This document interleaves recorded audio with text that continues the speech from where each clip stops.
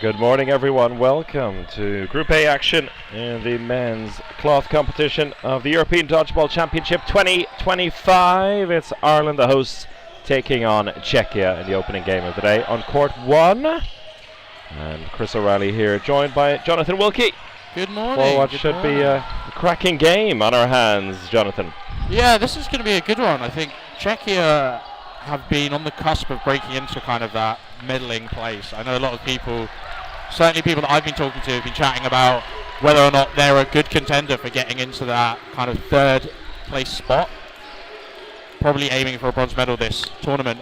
And then obviously we have the hosts of Ireland, who, with a lot, not necessarily new faces, but with a bit of a change up, bringing in a lot of their expats, expatriates from a lot of the English scene, who, from what I understand, have been putting in all of the effort to make sure they're at trainings and they're as integrated as the people from mainland Ireland, in which we're just turning that into a much more rounded squad. As we saw the mixed team yesterday, the gents there were playing absolutely excellently, and the women there as well.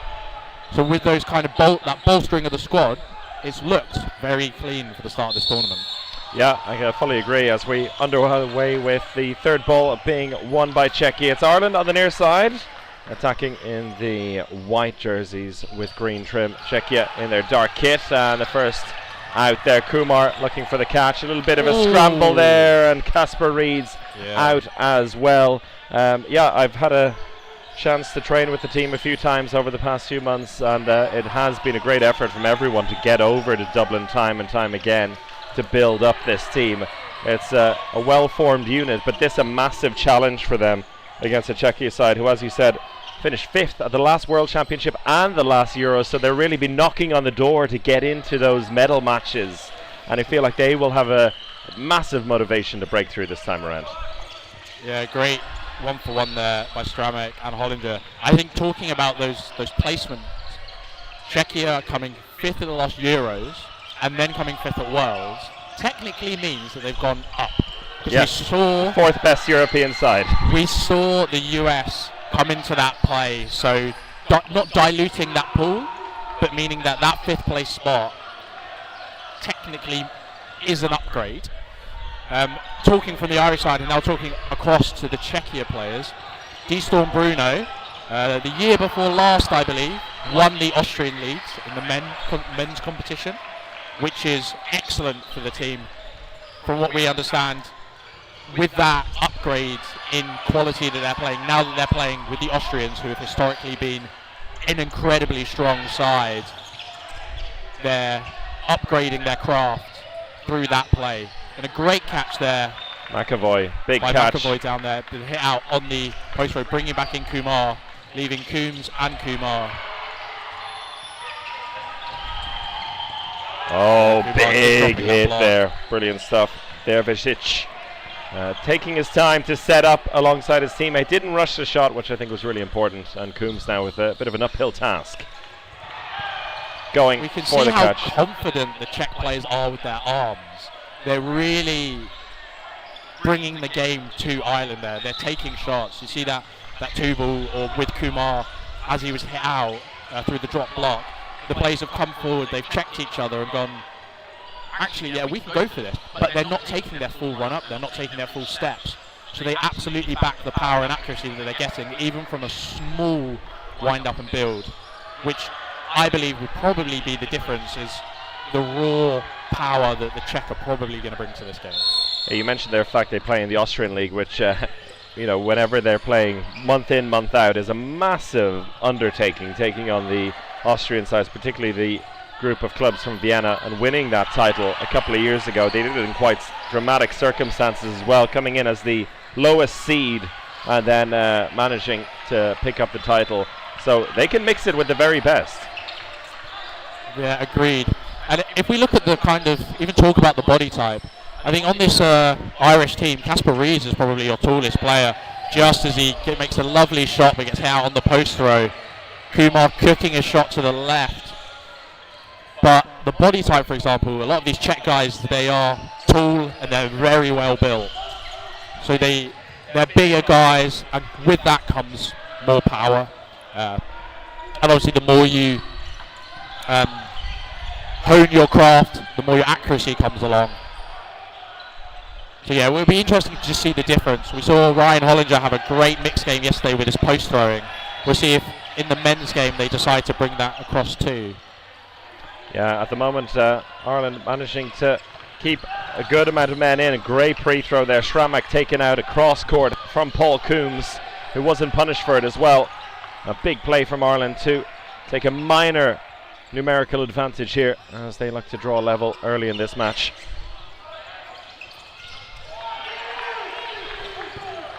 Oh, and the catch afterwards. That's brilliant play. Great effort from Hübner. Yeah, so they had four, and that's what we mean by that confidence.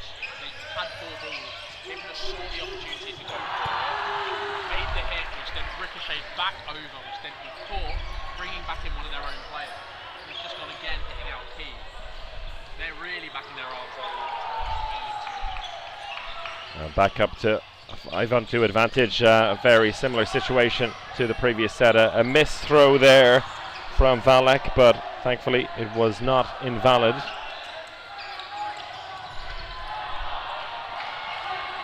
And we'll see what Kumar and McAvoy can do from here. To answer any questions in the chat, about court 7 and 8, we're currently just getting the final that's ready. So yeah, we're just getting those up. I think we sorted the network issues out from yesterday. So hopefully all the streams that were having Wi-Fi internet difficulties will be cleaned up and should be going hopefully within the hour, hopefully before the game. We're in the first or second set, so hopefully as quick as possible. And Czechia taking their sweet time here for the last 30 seconds now. Just 7 seconds left in the set. 5 men to 2 their advantage, and they're happy to take their time. No need for them to rush as they feel a second set victory is in their hands.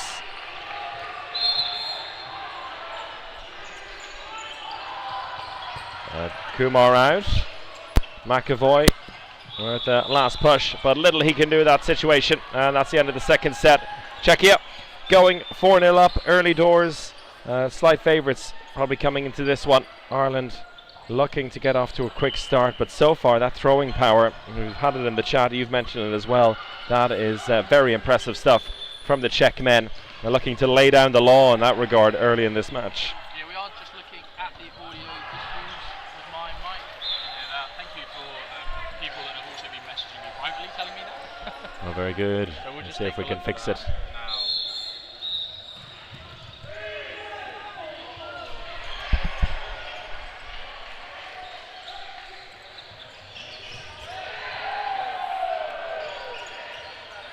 now. So as we try and fix Wilkie's mic, it seems to have disappeared temporarily. Maybe if we reset it, Am I not plugged in? it has plugged out again suddenly, it seems. They'll be hearing me through your mic. Yes, that's it. Well, I'll continue commentating, and Jonathan will try and get himself fixed up. Maybe a good old plug it in and out again. See if we can fix that. Whereas once again, a very hectic start to this set. 45 seconds played, only 3 Irishmen left. Good attempt there from Key, just missing his target. Coombs doing well to stay alive. Czechia with the man advantage, but 3 big throwers in for the Irish side. We mentioned Casper Reeds earlier, probably the biggest man in the team, and managing to stay alive here. Important that he gets a few opportunities to throw at this Czech side. Great dodging as well, down low from Žingor, the captain for Czechia. Reeds managing to block that one away. It's settled down after quite a hectic start. The 7 men on court have been on for a good minute now, but there's been no outs. There's a catch from Keys, taken out afterwards, but a big play as McAvoy comes in, and an out as well from Reeds. Opportunity now for Ireland to take this set, their first points of the game. A 3-on-2 advantage. Paul Coombs telling his teammates to calm it down.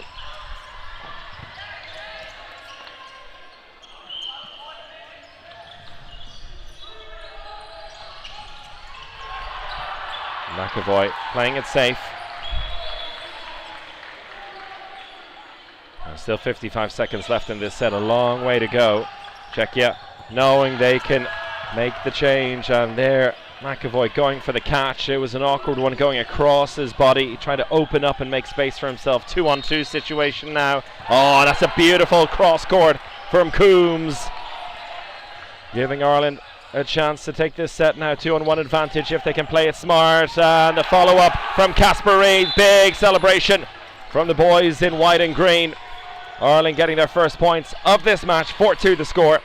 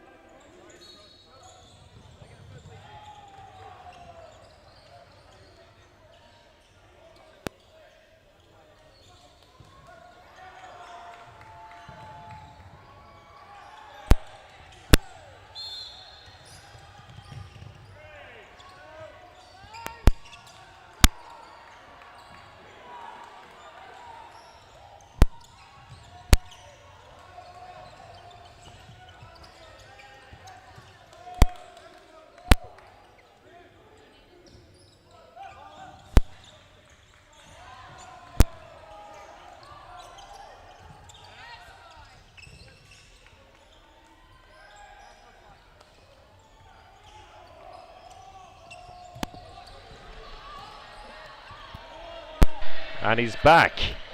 I think he's back.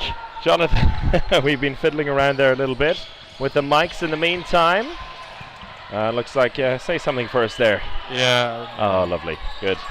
I sound so dejected because I figured out what it was. What was it? Maybe we shouldn't share it online. Well, we're back now. That's the most important thing. And absolutely can share it. It just is more, I don't know, without being rude about it, being more of an idiot than I thought I was doing. It's early in the morning, all is and well. here we are. Here we are. Ireland back in the game. In the meanwhile, winning that third set, 4-2 the score. But once again, Czechia with the man advantage. Going for the catch there. Hollander not able to connect with it. Stramek. That seems to be the story of this match so far. The catches made and not made from the Irish team, and have given them a chance in the previous set. Feigning counter thank there. you for everyone that did message and let us know about the audio issues. Very helpful from you. The counter there, cross court from McBride. McAvoy just pushing the Czechs back, and again 3 balls in the hands of the men in black.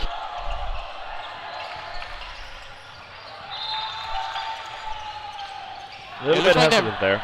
Czechia are really happy to play in transition there as well. Seeing number 13 on that far wing, as we saw the release. One, that their rapid up court has made a really good job to make the block there and also not line foul. But as the ball comes across, they're happy to kind of take those steps for the post-transition play. Something we don't see so much in cloth, but a lot more in foam. Sticky fingers there in the middle, as he does try and go for it, but doesn't manage to get it across. But so we're seeing the initial play. Ireland are coming forwards on the counter, but then after that play is done, they're happy to then just come back across. And trade back straight away. And really, they're taking those 2 steps aggressively to go, yeah, you've released at us, but now we're back onto you. Here they haven't, because there's 4 balls. And they've gone for the leap of faith. Leap of faith paying off for Czechia, and with that, a 6-2 lead. They've bounced back very well. Thank you very much, Darren. Yes, indeed. Sometimes the magic just comes out, even at 8:14 in the morning. Yeah, we are so focused on the dodgeball that sometimes we don't see ulterior meanings in what we may or may not say. False start there called on the side of Czechia. So it'll be interesting to see here what Ireland plan to do with their 5 balls. That's always a very, to me, really interesting plays. So they go for the wing for Hisner and 13 as well. Hisner getting up quite sheepishly after that. They come back forward to hit out Stramek. Oh, but he manages to make the excellent catch. play. And stop himself. So the question is, was he hit by more than one ball? Good question. Adam English, line ref there from Wales, fairly confident. Adam English also a very good ref in the English leagues. Adam English playing for Wales. Yeah.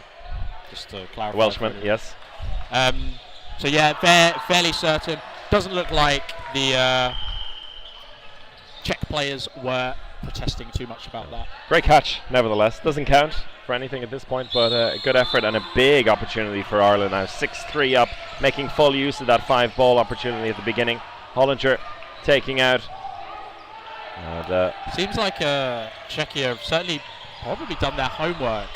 Hollinger getting a lot of attention in these early parts of this game. Hit there out as 55. Valek doesn't manage to make the block.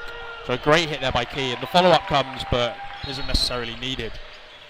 So 4 balls, but only 2 men to play with, and going for Reeds. He takes a bit of a tumble. Yeah, Reeds goes higher there. I'd like to see a bit of a lateral. He's stayed in his lane. I know we had 5 players on court, but there's ways you can accommodate that, right? The Czech players were being very obvious about where they were going. So a little lateral and then an up and down would have been a lot nicer to see, especially as Reeds has had quite a good game when he's been on court so far. So it's nice to see him survive as much as he possibly can. Key going for the catch, unable to connect. So that's that post-transitional play that I was mentioning earlier. Key's come forwards on the post throw. They've come back at Key. That's a great shot there. What a turnaround this is from Czechia. 5-2 down, and now 2-on-2 as we still have plenty of time. 74 seconds left in this set, and it's I'd say the Czechs feeling quite confident at the moment, but 2 very versatile players in the Irish side in Tyler McBride and Paul Coombs. And chance on the counter now for Czechia, going high. McBride is out, high, yeah. forcing Tyler McBride a little bit out of his boundary, and Coombs now with a lot of work to do. This has been a masterclass in coming from 3 down from Czechia. That's an amazing shot onto Zinko. That is he's shot. checking. He got up and it looked like he was saying that was a hit. That was a hit. And he's managed to make the block. Coombs has been hit out.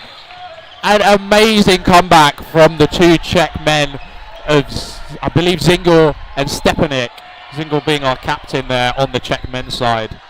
Yeah, and Stepanek with a brilliant play at the end. Looked like he was the one in trouble. He committed first. Coombs, I think, making the right decision to come out, but you have to connect when you come to mid-court. So 2 unforced errors, I'd say, there from both sides of court.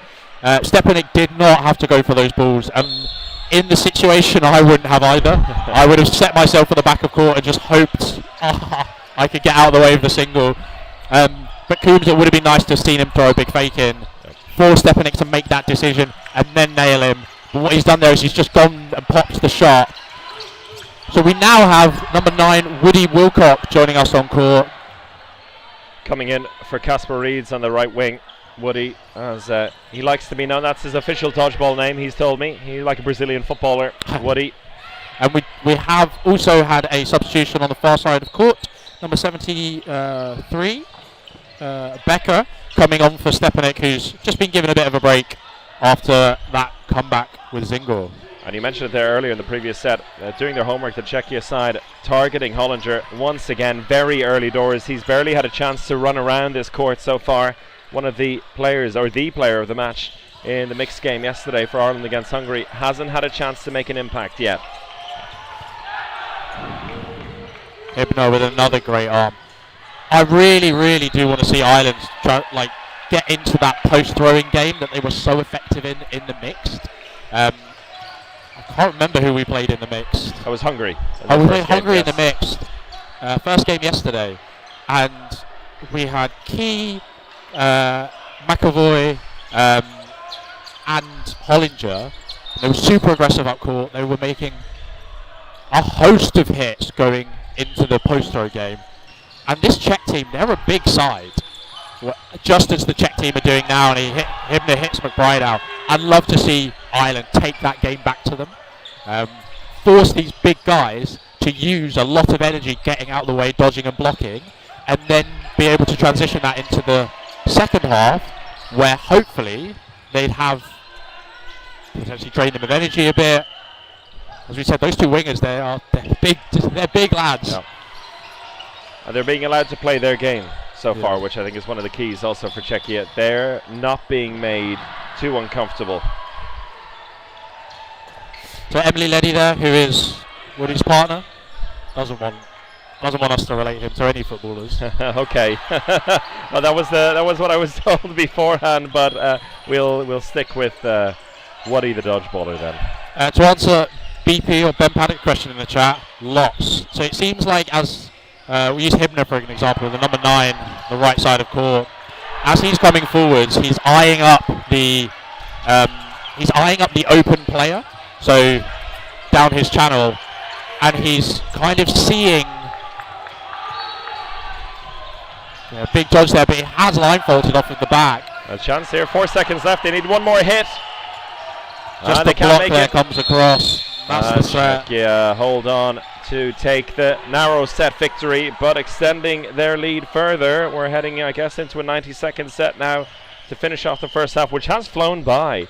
It feels like a very fast-paced game, and sets which have gone all the way to the end. So just 12 points have been fought over so far, 6 sets in this first half. But Czechia building up a solid lead in a number of sets where they've taken the early advantage and just managed the game very well. It seems like Czech, as Chris has mentioned previously, they're really imprinting their style and what they want to do on this game. It is for Ireland now, being 8 points down, they really need to disrupt what Czech are doing and not allow them to get some of these shots off. Like Hibner there, for example, number 9. He's getting into a really weird blocking position, I'd say. And I'd absolutely want somebody like Woody or Reeds, when he was on down that channel, just to send it low at one of his legs and really test him behind that block. Because they're taking shots and opportunity shots, but they're not, I don't think they're testing too much. Yeah. Let's see Ireland really push it to them on the backtrack. Let's see them take it to them. And now that Hollinger has a chance to actually be on court, hasn't been taken out early like in previous sets, it'll be interesting to see if he can get those counters running the ball. Spills out of the hands of Key. And again, a chance here for the catch from McAvoy. It was Woody who kept it in play. McAvoy picking up the catch, and Key, no sooner was he out than he's back in. And with 30 seconds left here, nothing to choose between the teams in this set. Hollinger, I think, making it his mission at the moment to take out Czechia's Stramek. At the moment, this battle. And there you have it. Hollinger making that hit. He got his man. As he goes high, he flicks his legs out to the left, and Hollinger tracks him, hitting him on the feet. That's a brilliant 2-ball attack. 8 seconds left now in the half. McAvoy out, and still 3 balls in possession for Czechia. Can they strike here at the end and get the set victory? Catch! Brilliant catch. And the set coming to an end. I think the catch just being made by Valek before the halftime buzzer goes, and that's a bit of a killer for Ireland. Yeah, it was looking really strong for Ireland. And then we had a bit of a calling error there. You had Hollinger go with a single for 4-ball. Play 2 was called on them. They did manage to get the hit, but they gave away 4 balls. McAvoy was hit back on the 2-ball attack. And as we've been saying all game, they've hit out McAvoy, but those 2 players, balls come back, and they've gone, actually, we have 2 players already here. Let's just throw one, and we've got the cover. I'm not sure if they made the hit or not, but they've gone for that shot. Hollinger's, it's lit up in front of him. He's gone, this is for me, and he's just placed it way too centrally, and the catch has been taken, which in those dying seconds of that set basically ends it with losing a player and then the other player coming back on.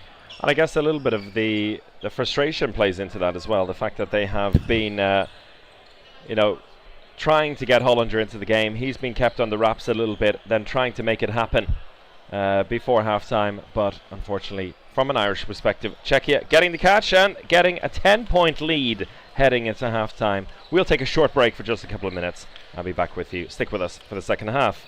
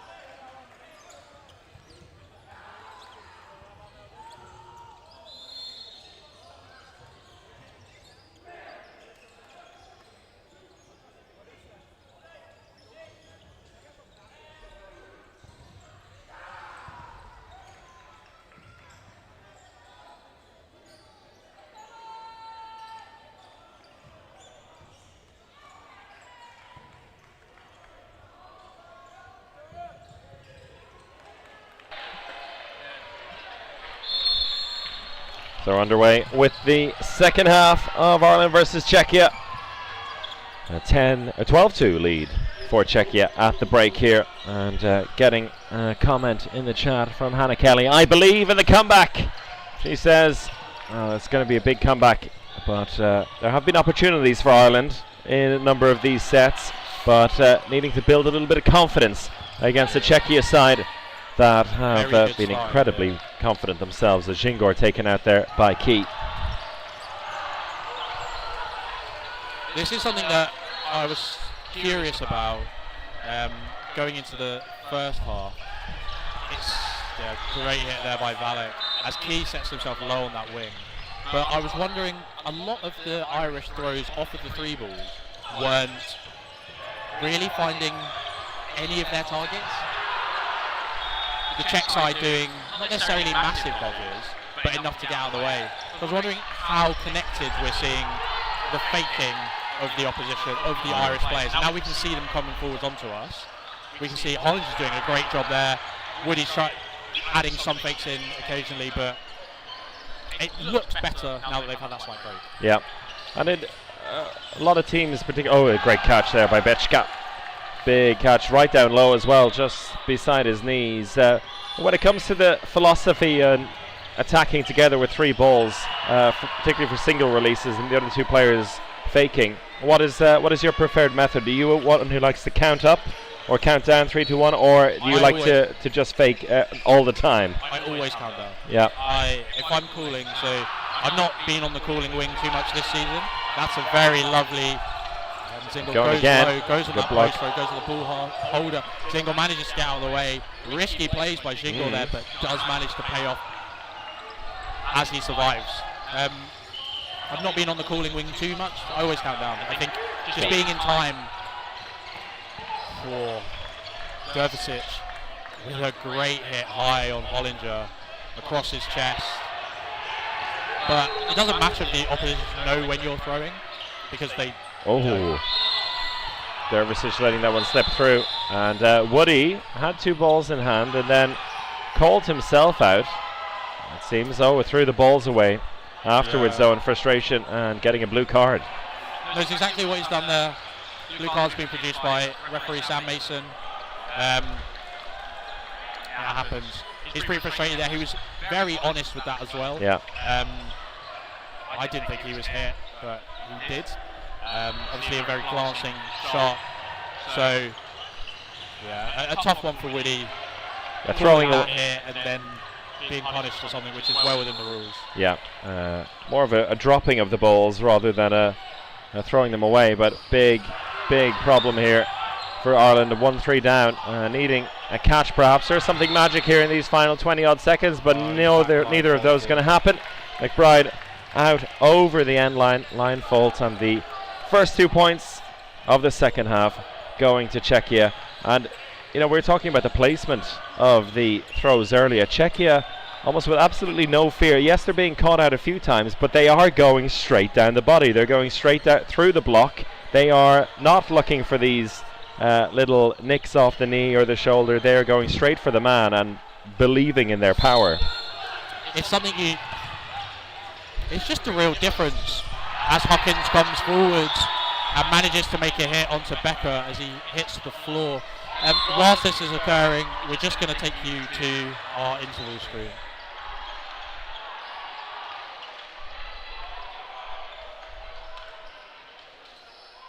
Well, thankfully, Bečka back up on his feet. Seems to be okay. Can they hear us on the screen? Yes, I believe so. Oh. We're still live. Whoops. The magic of the Anyway, internet. we're rolling back again. As Chris has said, Bečka just getting up. I think took a bit of a tumble. But as you said, Chris, that's a very good hit by Hollinger. He's made that big fake, and then he's been able to reset his footwork and get a very good shot across. I think what some people potentially don't realise is that it's only been the first season of British dodgeball playing on this throwing distance size. So with some of the English-based players on this Ireland team, they may not be used to playing. I don't know what court sizes they play in Ireland. I'm assuming they play the EDF courts. Yep. If anyone can confirm that for me. But you find that when you have that slightly closer throwing distance and then the confidence in your throw, it really matter where you put it. The catch just, if it's a good catch, it's a good catch. Yeah. And then sometimes you just have to be confident with it, and that's what Czech are doing to a great degree. 3 players out in quick succession for Ireland again, finding themselves a man down halfway through this set. On the backtrack there, Huckins going for the catch. McBride not quite able to connect, and leaving Rhys Huckins, who came into the court for this second half. Didn't feature in the first half for Ireland, already has had an impact, and let's see if we can come up with something special here against Dervisic on his opposite wing, and Hübner on the far wing on the left hand side as we see it for Czechia. Huckins looking to push, he's in trouble now, goes for the bowling ball technique, somehow stays in court, and that was a line fault, I think, after that. I think it was. Or did the fact that he rolled the ball over the halfway line, perhaps? Yeah, I not. think he's gone for the EDF rules. Thank you, Cole. I think he's gone for the underarm and, as you said, kind of just rolled it across the court.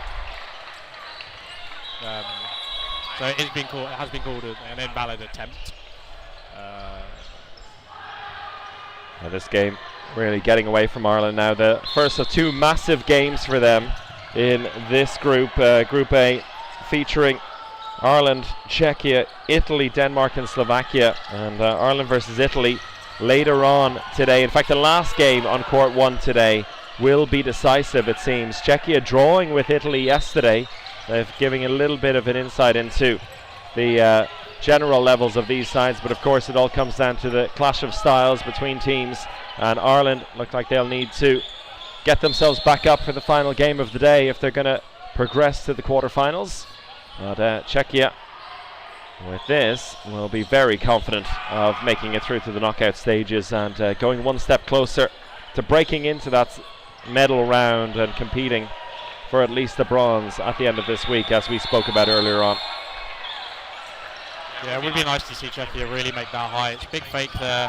Hübner's been hit out by a great 3-ball attack. You see the angles that they've used. They've gone for the 2 players in front, and also Hollinger on that cross court as well, which really confirms that hit. I do like seeing players go, as Key doesn't manage to make that hit. Bečka managing to make the block. I love seeing players go for those extremities with the 5 balls, because in those lanes you don't have a lot. Going to move. Don't have a lot of space to dodge. Yeah. You have that sideline on one side of you. So you say in football or rugby at least, it's every team has an extra defender, and it's the touch line or the sideline. Yeah. And if you can actually force that, especially with a multiple ball attack, it can be super effective. That was a good approach, and Ireland now 4-4. Czechia on the back foot a little bit. They themselves maybe not pushing the counter quite as hard. They're happy to play the set attack with 3 balls going over the halfway line as the counters from Ireland, which are paying off, and both wingers taken out at once. Big play on both wings by Woody and Hollinger. Woody going for the catch there, unable to make it count, but Hollinger coming back and punishing.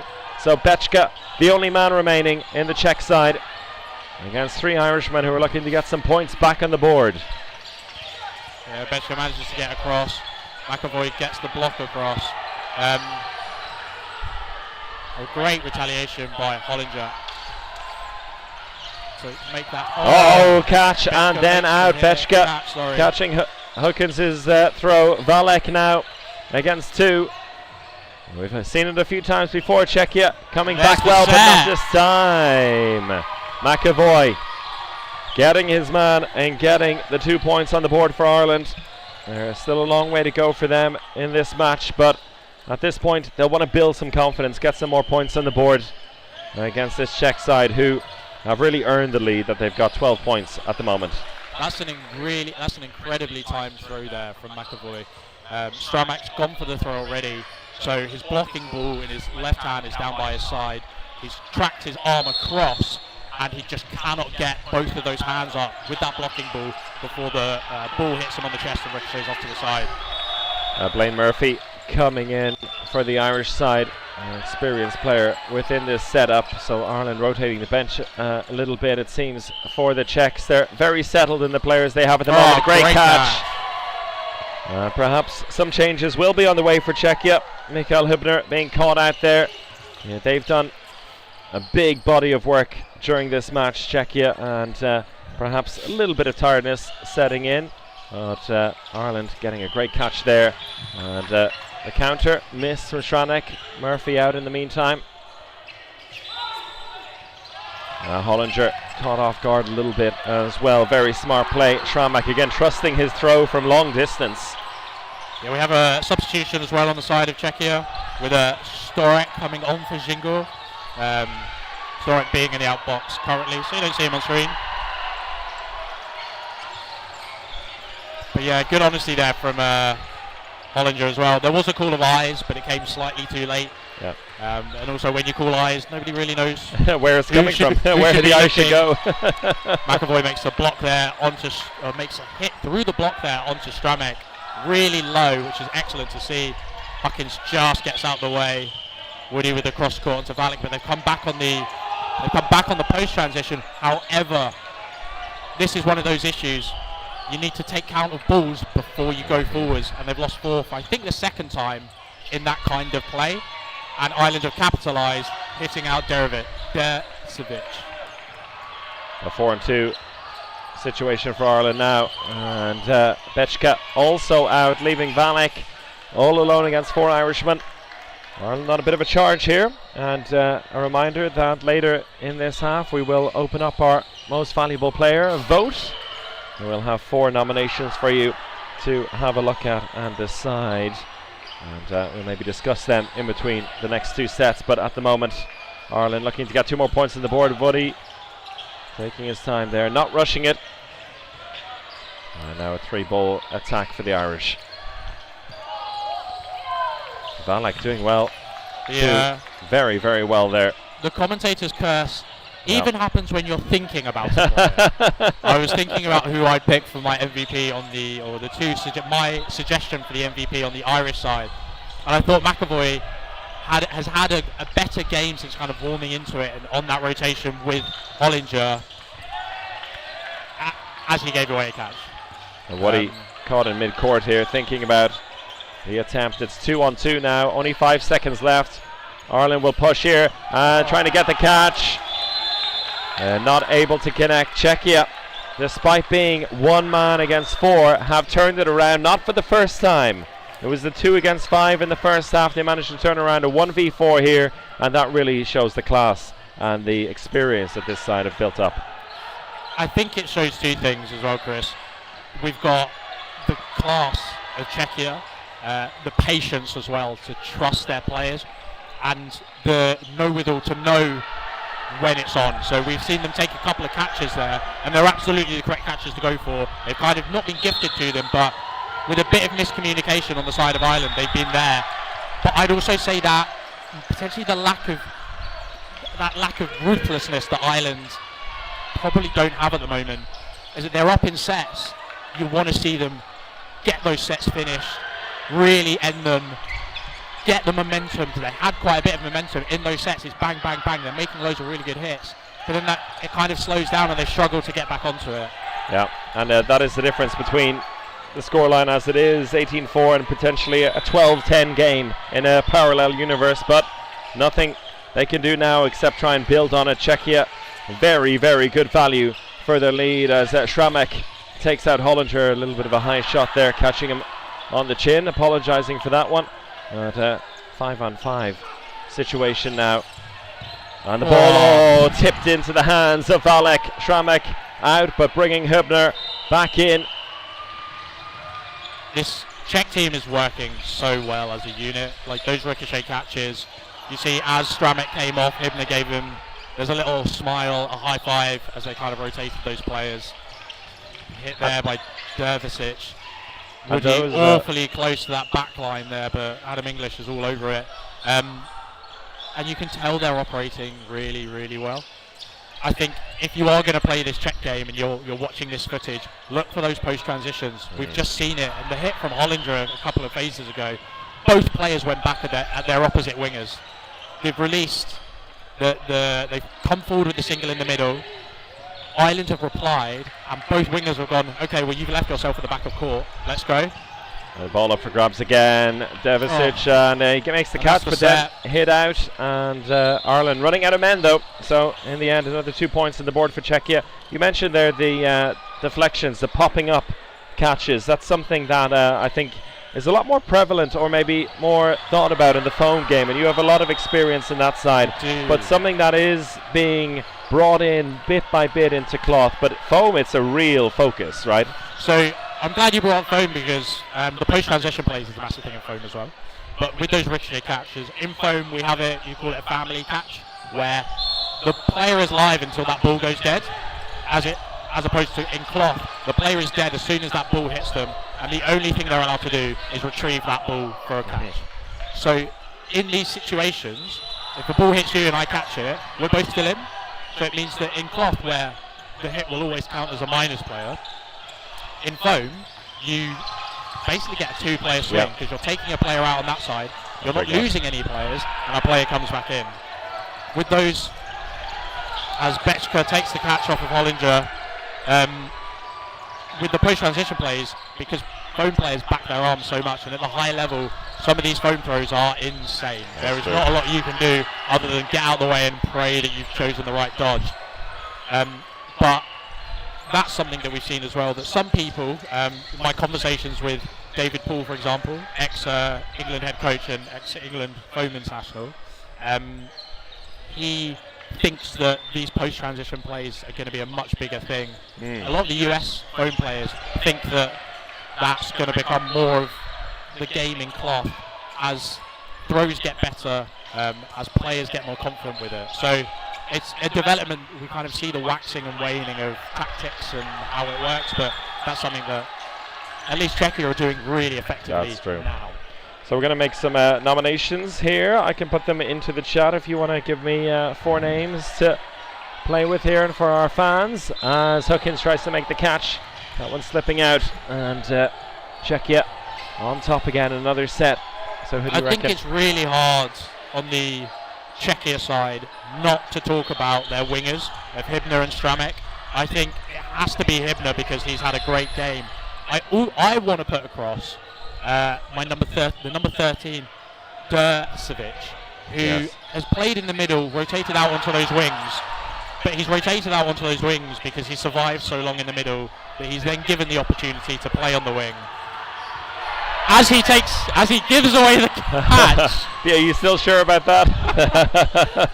No, we should. I'm going to put forward Dercevic as my number 13, as my MVP suggestion from the side of Czechia. Should we put 2? We can put 2 from each team in there for people to vote. Hybner as well? Yeah, you have to put Hybner. I think he's had such a dominant game on that wing. He had a great game against Reeds when he was on earlier. They're starting left wing. And then Woody's had a tough time against them as well. He's just been very excellent from that left-hand wing there. And we'll put for the Irish side, McAvoy, and one more name you want to throw in there.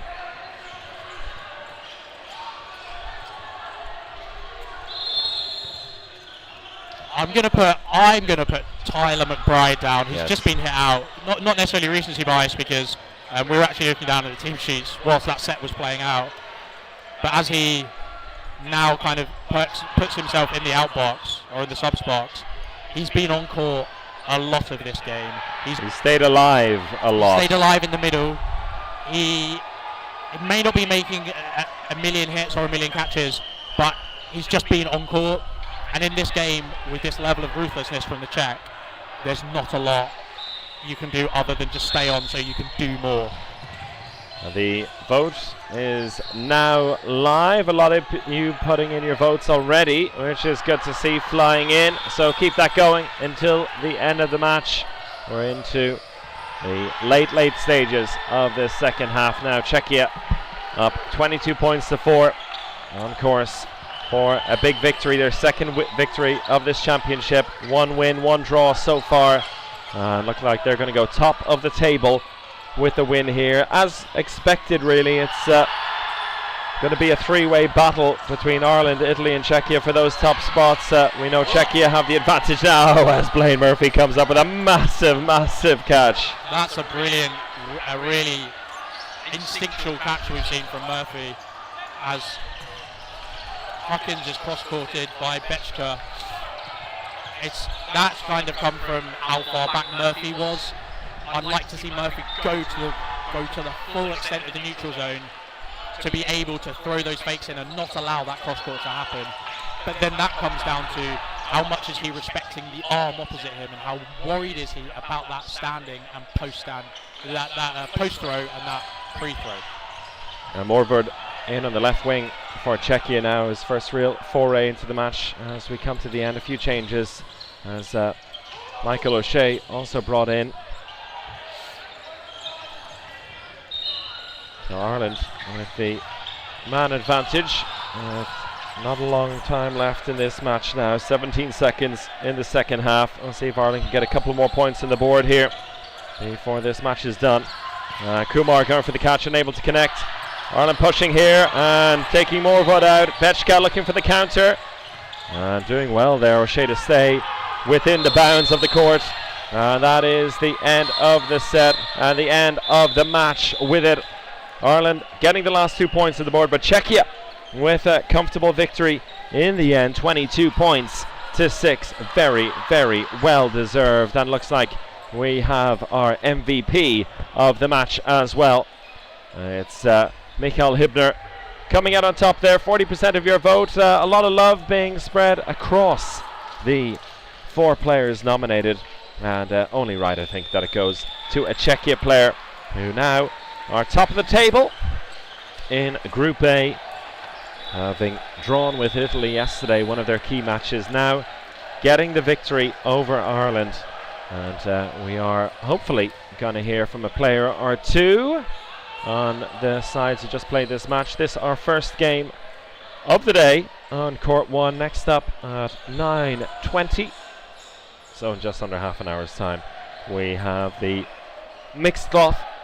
And in that match, England versus Wales, which should be fascinating. A bit of a local derby here on Court 1. And Ireland back in the last game this evening, 7:40, I believe, off the top of my head, playing against Italy in a match that will basically decide which team will progress to the quarterfinals. The Italian men up bright and early to actually watch this game, to get a feel for their Irish opposition later on. And we'll take a very short break and hopefully be back with you in a moment or two with a post-match interview.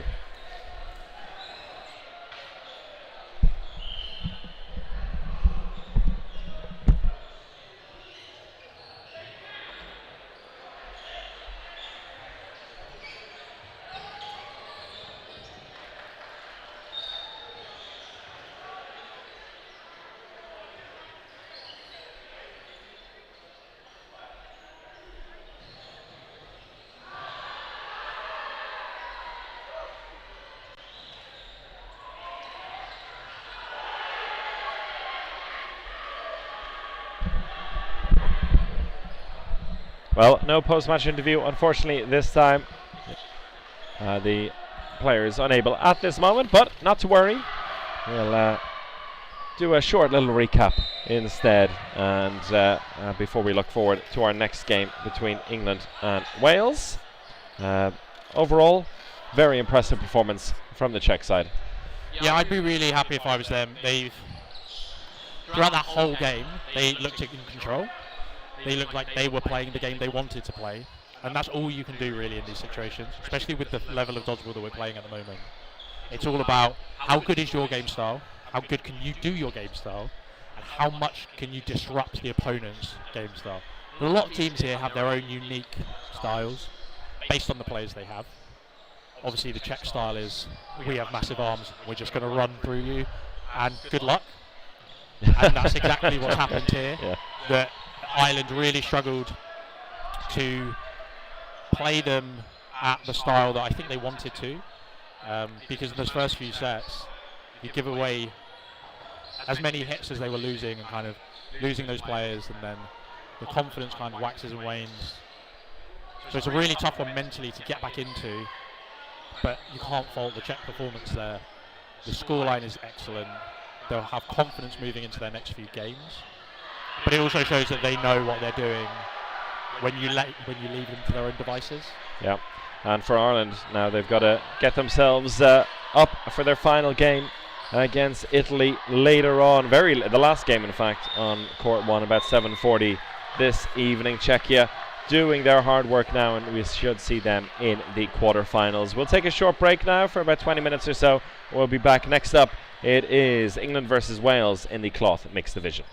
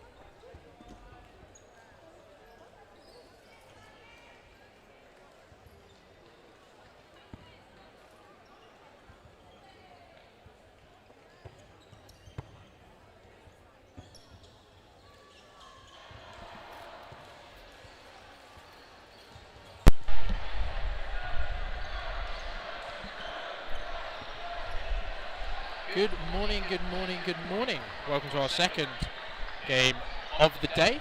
Our first game in the mixed category on this day 2 of the European Dodgeball Championships 2025, coming to you live from the University of Limerick in County Limerick in Ireland. In Limerick, yes, very good. South of the river that's about 200 metres north of us, in which you'd be in Clare.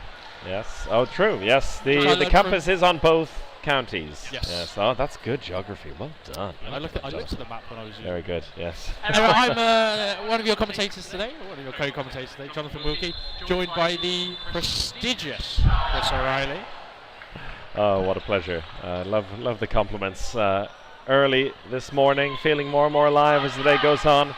And this should be quite an intriguing clash, I feel, between England and Wales. Right, England, the side that have picked up a medal in every single edition of the mixed category over the years, hunting their first gold since 2018, though. Narrowly missing out in Austria Pregame I commentated, down to, I believe, the first time in a final we've ever gone down to Sunday, in which Alice Bonsignori was hit out by Lucas Decker, who then bounced back to have an insane women's final, Alice did. So it will be good to see this team. It's relatively similar to the world silver medal winning team. A couple of new additions in terms of the men, with Jamie Hughes and Jack Leach joining, but not for this game. I think they've gone for quite a heavy resting and rotation for this game. I know Wales have taken this opportunity more as a development opportunity for players in their mixed category and focusing more on the men's and women's as individual categories. Indeed, yeah, there were 2 very good wins for the Welsh men and women yesterday, both kind of must-win matches for them in their group play. Wales in particular getting a victory over Italy in very impressive fashion. 2 teams that, you know, really will be competing for the medals at this championship, and none of those players though involved in the mixed side. So quite a task for this Welsh team coming up against England, and from what we saw in the scores yesterday, it could also be a tough day at the office for Wales. They lost yesterday against Scotland, I believe, in their opening game 27-5. England beating Norway 37-1, and so England massive favourites heading into this one, and they've got some familiar faces in the starting lineup, the English. Thanks, Craig. I did not know the mic has a little reverb. Try and sort that for you. As we start off, play 3 has been called. Play 2, sorry, has been called. Looking at the starting lineups, we've got Britnell Craven, Josiah, Dukin Tight, Harrison, Bonsignori, and Ndumbe. Across from Davis, Ingo, Bones, Day, and Parker. Yeah, a bit of and Bennett, sorry, as he leaves for the outbox. A solid Lithuanian name in the English lineup to test you there early on a Friday morning. But England, I will be working on that reverb issue for you while you can take the opening set here. Thank you. So yeah, hit there from Britnell Craven down his channel on Ingo as Parker's. I believe she lined out Ndumbe with the block as the cross court from Bone comes across. So looking at this lineup, the England lineup, the 2-ball attack coming in on Davis. Seems we have Britnell Craven starting with Josiah one in, Dukin Tight in the middle with Harrison taking that middle spot, Bonsignori inside of Ndumbe, to the inside of Ndumbe, should I rather say. And hopefully that has fixed the reverb issue. If not, then I don't know what it is, and we'll just have to hope for the best. It's been a constant learning process. Us mere commentators also doing the tech work here, but we're doing our best. Yeah, we've learnt a lot. So looking like this set is going to go the way of England as Day keeps her distance for the 2-ball attack from the Bedford Eagles pair of Josiah and Bonsignori. Day not related to the Scottish/Welsh Day dynasty of Tim, Johnny, and the lesser-known Nikki, there's a brother, and their sister, who I do not know the name of. Okay. But Tim Day representing Wales at this Euros in the men's and particularly in the men's cloth division. So Wales getting the 3 balls there, and a big throw from Davies, who's hit on the counter from Britton O'Craven. Yeah, he's put himself in a really tough position there, Davis. And Dumbe is almost caught out by Parker, and Bennett's post throw doesn't manage to find its target. But he's kind of bitten into that inside point. The block comes up, and as he's released, he's left himself wide open to the post throw from Britton O'Craven. And we're getting word there that it is improved. Thank you, Greg. We want to get as good quality on Jonathan's voice as possible. But England here, just one person advantage. Good dodging there on the right wing for Wales. And Dumbe trying to put some pressure on in the mid-court. Britton O'Craven stepping up as well. Both of the English wingers putting a lot of press. Now stepping back, looking for the quick counter. Good dodging by Britton O'Craven. Happy to control the pace here, England, not pushing too hard at this point. Very confident in their abilities. For those asking about Court 5, we're just on it. Just trying to figure it out for you. So thank you, Paula, for letting us know. Yes, thank you very much. And I believe also working at having all 8 courts properly going today as well. And that coming off the shoulder, great hit by Josiah. And Bonsignori, yeah. A good 2-ball attack by the 2 Bedford Eagles ladies there. As Bone goes high. Day goes for the pre-throw, but hit out on the 4-ball attack. Seems to be a normal day in the office for England as they start off here 4-0 up. I was going to ask you, so in these situations, obviously England with a massive win yesterday in the mixed division, big favourites in this game as well. They are very much planning on going deep in this tournament, having been part of an England setup in the past as well. What is the kind of the process that this team is going through, knowing that they're big favourites to pick up a couple of victories? What are the focuses on a day like today in a match against kind of a Welsh development side in the mix? I guess it's a tough one because, yeah, unfortunately there from Britton O'Craven as he gets a great shot onto Ingo as it's caught. But Ingo has not gone to the outbox there, so should not be on court. He's incorrectly rejoined court there. Sorry, just watching that happen. Actually, one of the line refs also has spotted it, but didn't mention it. However, in this game, when you are favourites like England are, what you want to be doing is just implementing your game style and making sure everything that you've practiced comes across against a team that isn't your training style. When you're training, you always train against the same players who know how you're training, who know what you're trying to do.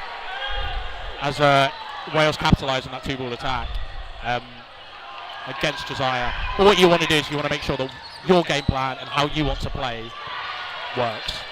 So that's probably what they're going to do here, just make sure that the lineups are working, the tactics are working, people are firing, and just developing in that way. And I guess in these situations also, a couple of other factors to bear in mind. I mean, England will know what this Welsh team has to offer based on what we saw yesterday, and probably knowing each other from the British dodgeball scene as well. But we've seen already in this tournament teams coming up from maybe the mid-tier or lower tier and showing that that gap is closing. I mean, we saw Austria have a tough time in the mixed and the women's category yesterday. The level overall is definitely improving, so there's always a chance in these opening days for a couple of upsets perhaps. So for a team like England, getting some points on the board early and to make sure that the victory is secured before thinking about maybe some other things is going to be on their mind. Also, we're seeing a bit of rotation as well. Players who may not be on the starting lineup, so to speak, playing for a spot in the team. Yeah, it's interesting because England are resting some players.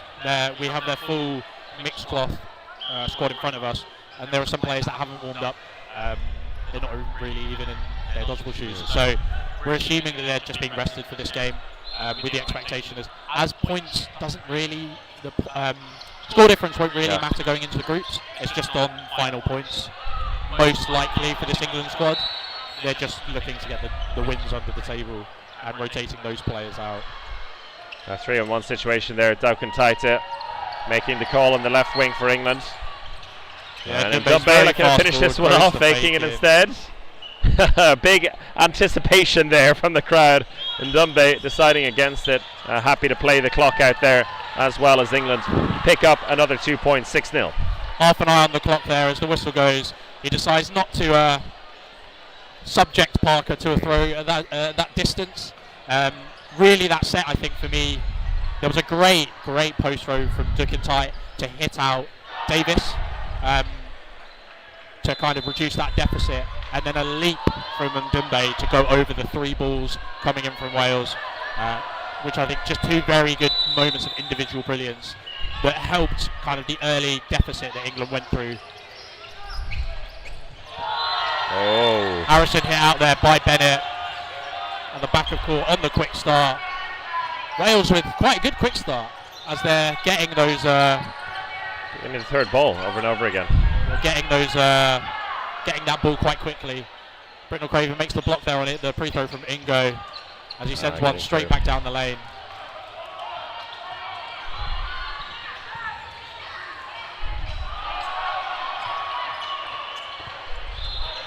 Dodgeball looking at counter. Oh, did Has he he stay stayed in? on? Referees say no. Oh, it was called a line fault. Great effort to stay in. Very good, but not quite good enough. Tried well. Good stuff, Himmer from Wales. Yeah, Britnell Craven a chance. makes the hit onto Bone, but is returned, leaving 3 apiece on court. Good block there by Bonsignori. She's very fast up. They get the 4th ball. Josiah kind of wasting possession there. She's gone high on Day, when really they could have had a 4-ball attack going forwards. Daukan Taita with a smart play down low against Davies. Wales now with a chance to capitalise, and that is a great play by Bonsignori, taking out the Welsh winger. So it's England with the woman-up advantage now. Nope. Davies getting himself stuck in the mud a little bit there. Overcommitting in the neutral court, and 3 English women. Oh, was that a brilliant catch and out? So, or was it an out and catch? It was out first and then the catch. Yeah, so she made the catch, but that was I believe the 2nd ball. So if she felt to hit, it would have been the 1st ball. So great honesty there from Day, but also a great bit of skill to make that catch. There was a ball collision on the far side between Davis and Bonsignori as well, as Bonsignori just gives Day a high five. But yeah, a ball collision there, which deflected the ball away, as opposed to it being a trade. It deflected the ball away from Bonsignori. You did see the head refs there clarify about that. Yeah, good fair play among both sets of teams. It's an early timeout for the Welsh. They find themselves in a little bit of scoreboard trouble. Not exactly a surprise at this point, but they have really got themselves in every single set here. They've had some opportunities to win a couple of those sets. England showing their class and their experience to see them out. And with that, it's a 6-0 lead for England.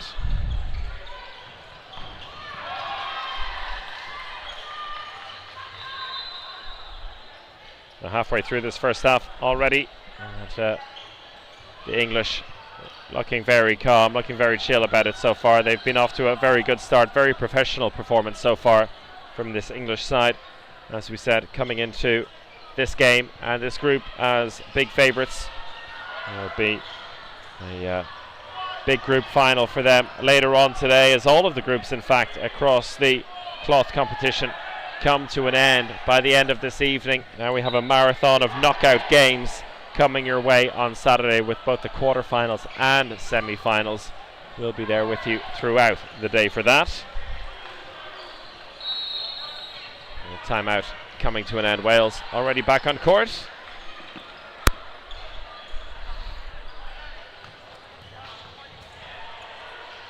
Thank you all for your feedback as well on what's happening on the other courts. A few little glitches every now and then with 8 courts to manage and fewer than 8 people to manage them.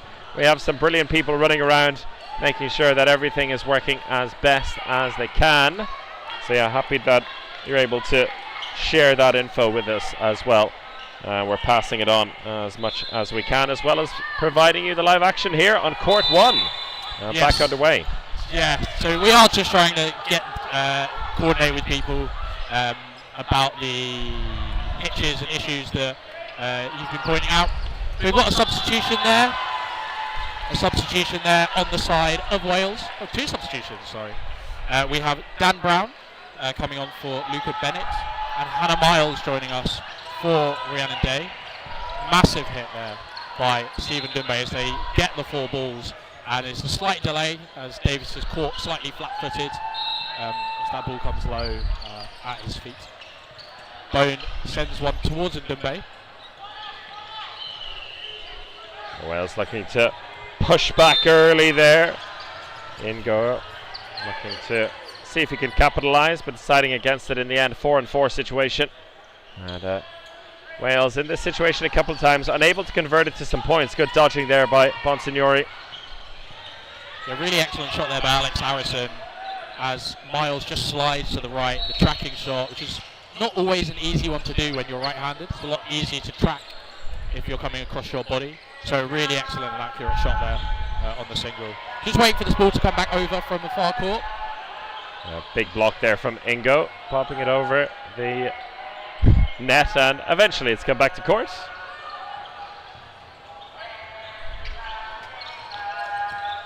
Ingo sends the cross court.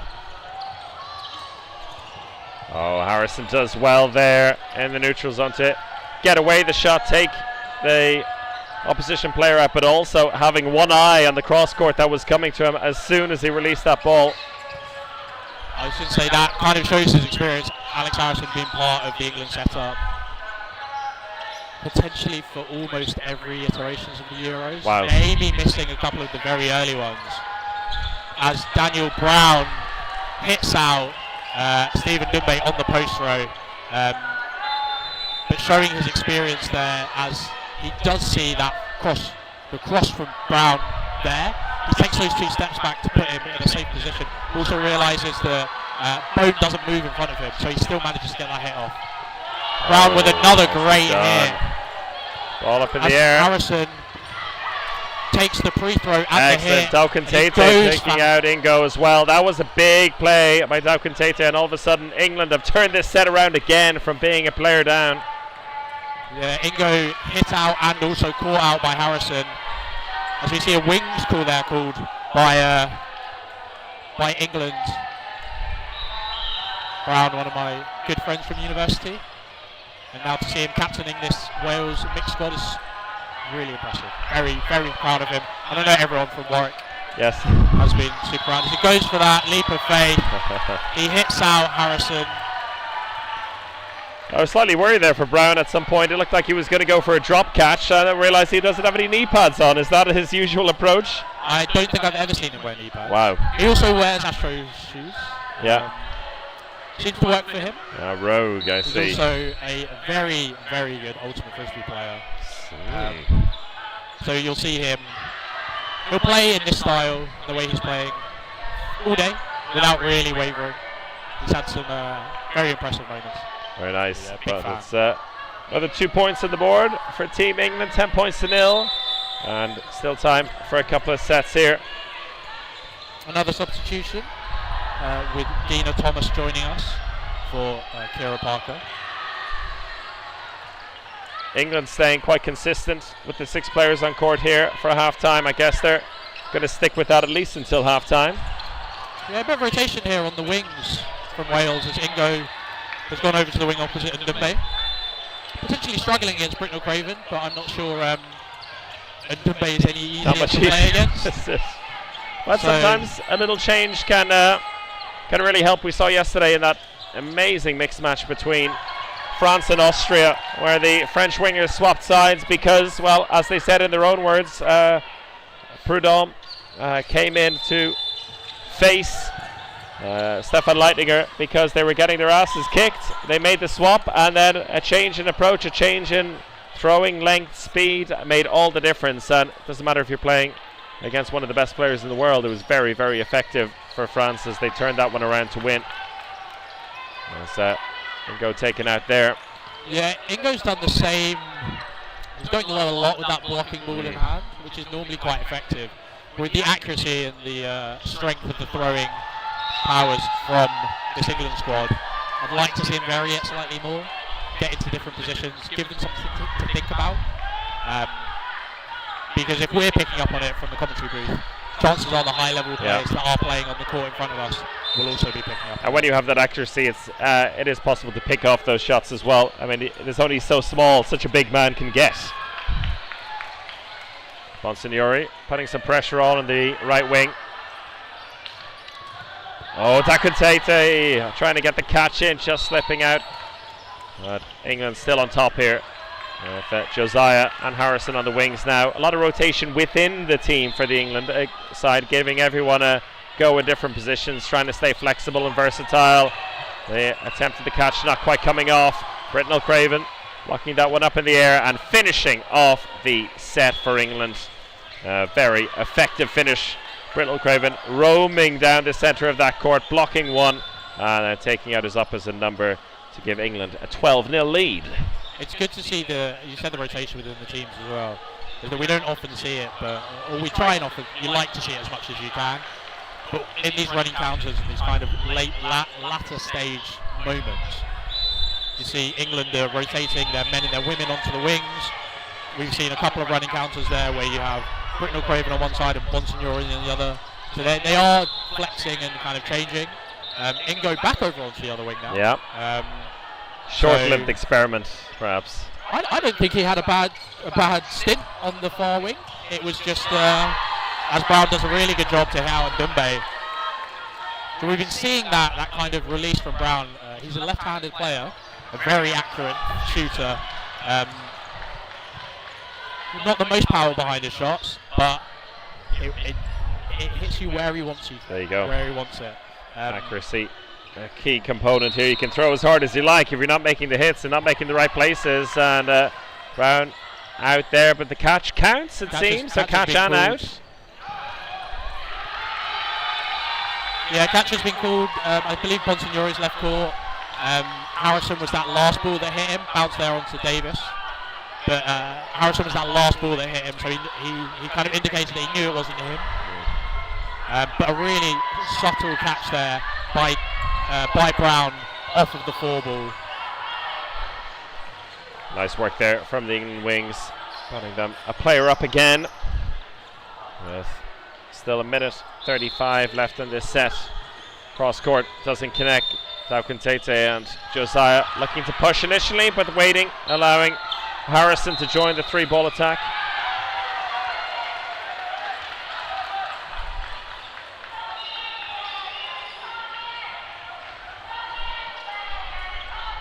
Three women left in for Wales. Britnell Craven sends the standing counter at Bone, but doesn't manage to find the target.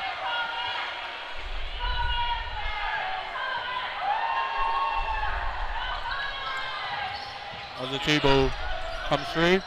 Nice honesty from Harrison there, saying it was a bounce. The referee said, no, you got her though. But a little bit of appreciation from the Welsh bench. We've seen that a few times this tournament, but there is a few perspectives different. That's why we have 6 refs. Indeed. We do have to make sure that they are doing their jobs, which they are. But we can't really self-ref in terms of even the opposition players can't really self-ref.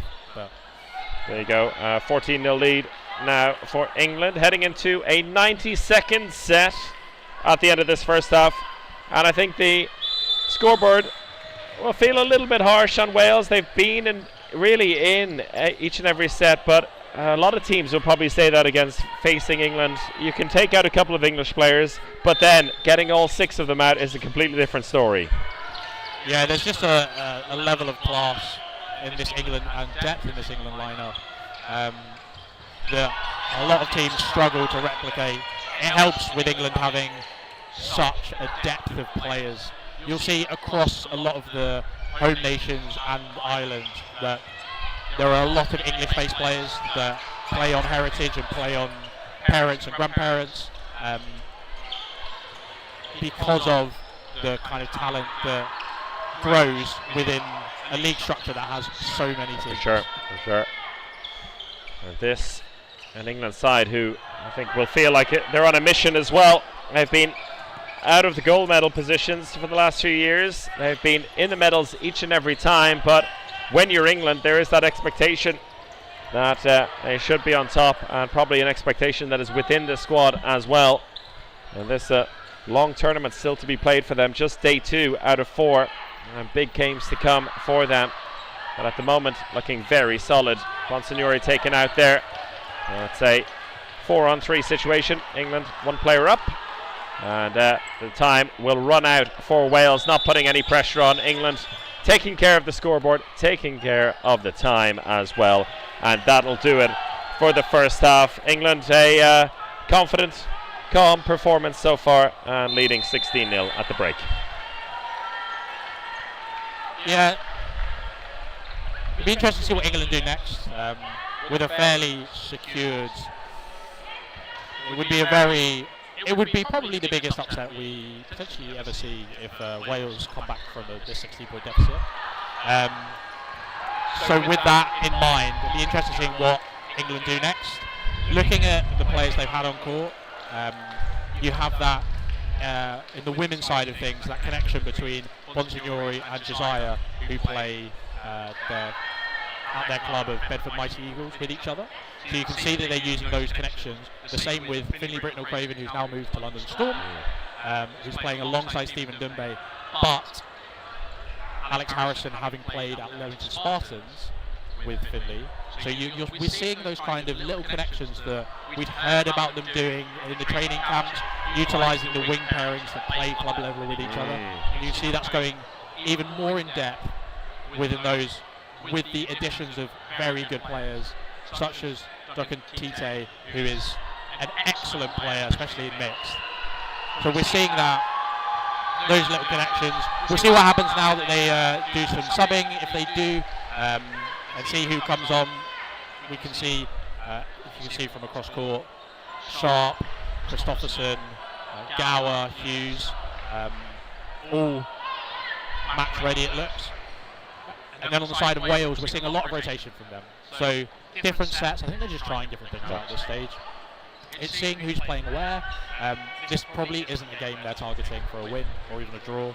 So they'll probably be looking to move forward into their next game and go, okay, which lineups are working, which combinations are working, who's playing well, and how they can move on from that. There you go. We'll find out how they do that and what adjustments are made in just a couple of minutes. We'll be back with the second half of Wales-England.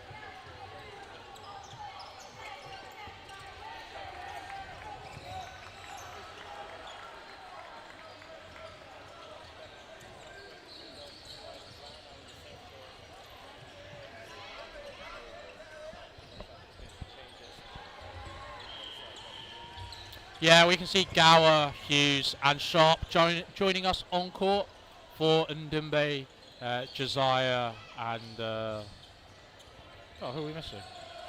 Bonsignori. There you go. And then on the near side, we've got Bennett joining us. I don't know if you've mentioned or not, but we've got Bennett joining us again. Dade coming back on court as she heads to the outbox. But those are the real kind of the changes that we're seeing. With this heavy rotation from Wales, it's a lot harder to keep track of who's on court and who's not.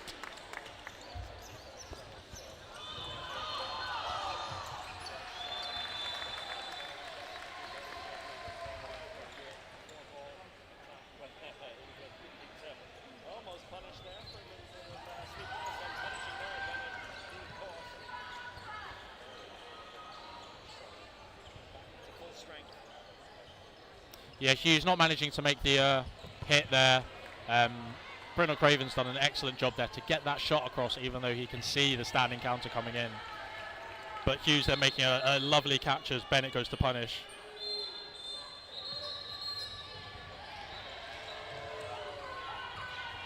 Little juggle there from Deacon Tate.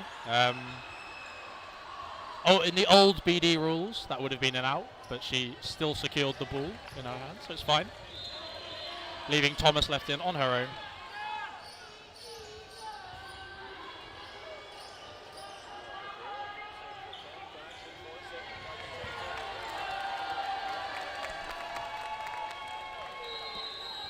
Apparently there's still reverb on my mic, as Thomas doesn't manage to get that ball as she dives off court.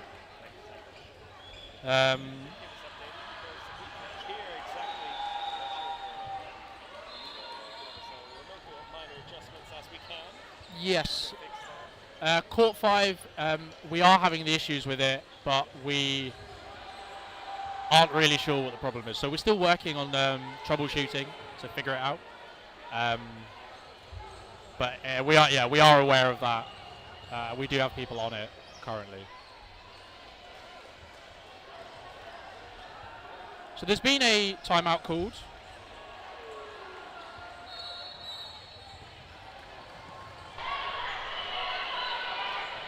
I'm not sure what about.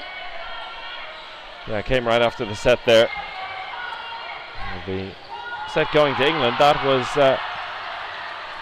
almost clear enough, or is Thomas still in? Still 39 seconds left on the set. The referee's deep in discussion here, getting the whole team in. As they fix that. I think I have now altered that correctly, Greg. Apparently they can't hear you. I've made an alteration which hopefully has fixed that now. Yes. Okay. Greg, let us know. Greg, being one of the voices of Dodgeball for a number of years. You see, Greg is acting as our remote tech, which is what we need here, I reckon. It's he's our OB van from afar. Thank you, Greg. Yeah. I think we'll have a lot more support in terms of that at the weekend when people aren't at work. Oh yes. We're going to figure out what's going on here for you.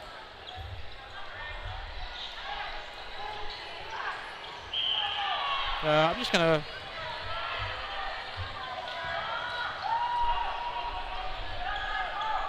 I'm putting on my best I'm confused face, but nobody's picking up on me, so we can't really see what's going on. There's a lot of discussion at the moment. I'm going to shout down at somebody. So the set's over.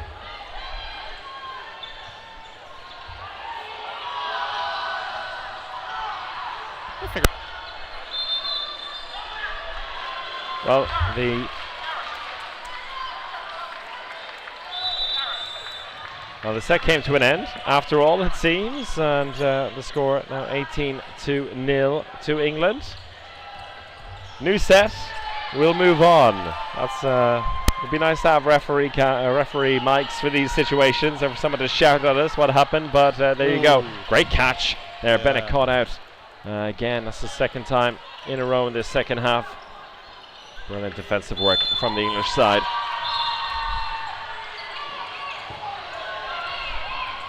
Strong hit down that channel by Brynell Craven. Great catch by Gower there to get out Bennett. as Ingo's hit out on the far side of court. Harrison sends the counter. Miles leaving the ball over for the ball retriever to collect. Leaving in Brown and Miles. Some real pressure on this Welsh side early doors again in the set. Brown doing well to not get hit this time, and telling Miles in the opposite side to stay calm. Yeah, really. A chance really for a little bit of a counter now. Great job there by Brown to get over them. Oh, just as Sharp makes a sliding catch. Caught and out then, on Sharp. the 2 ball.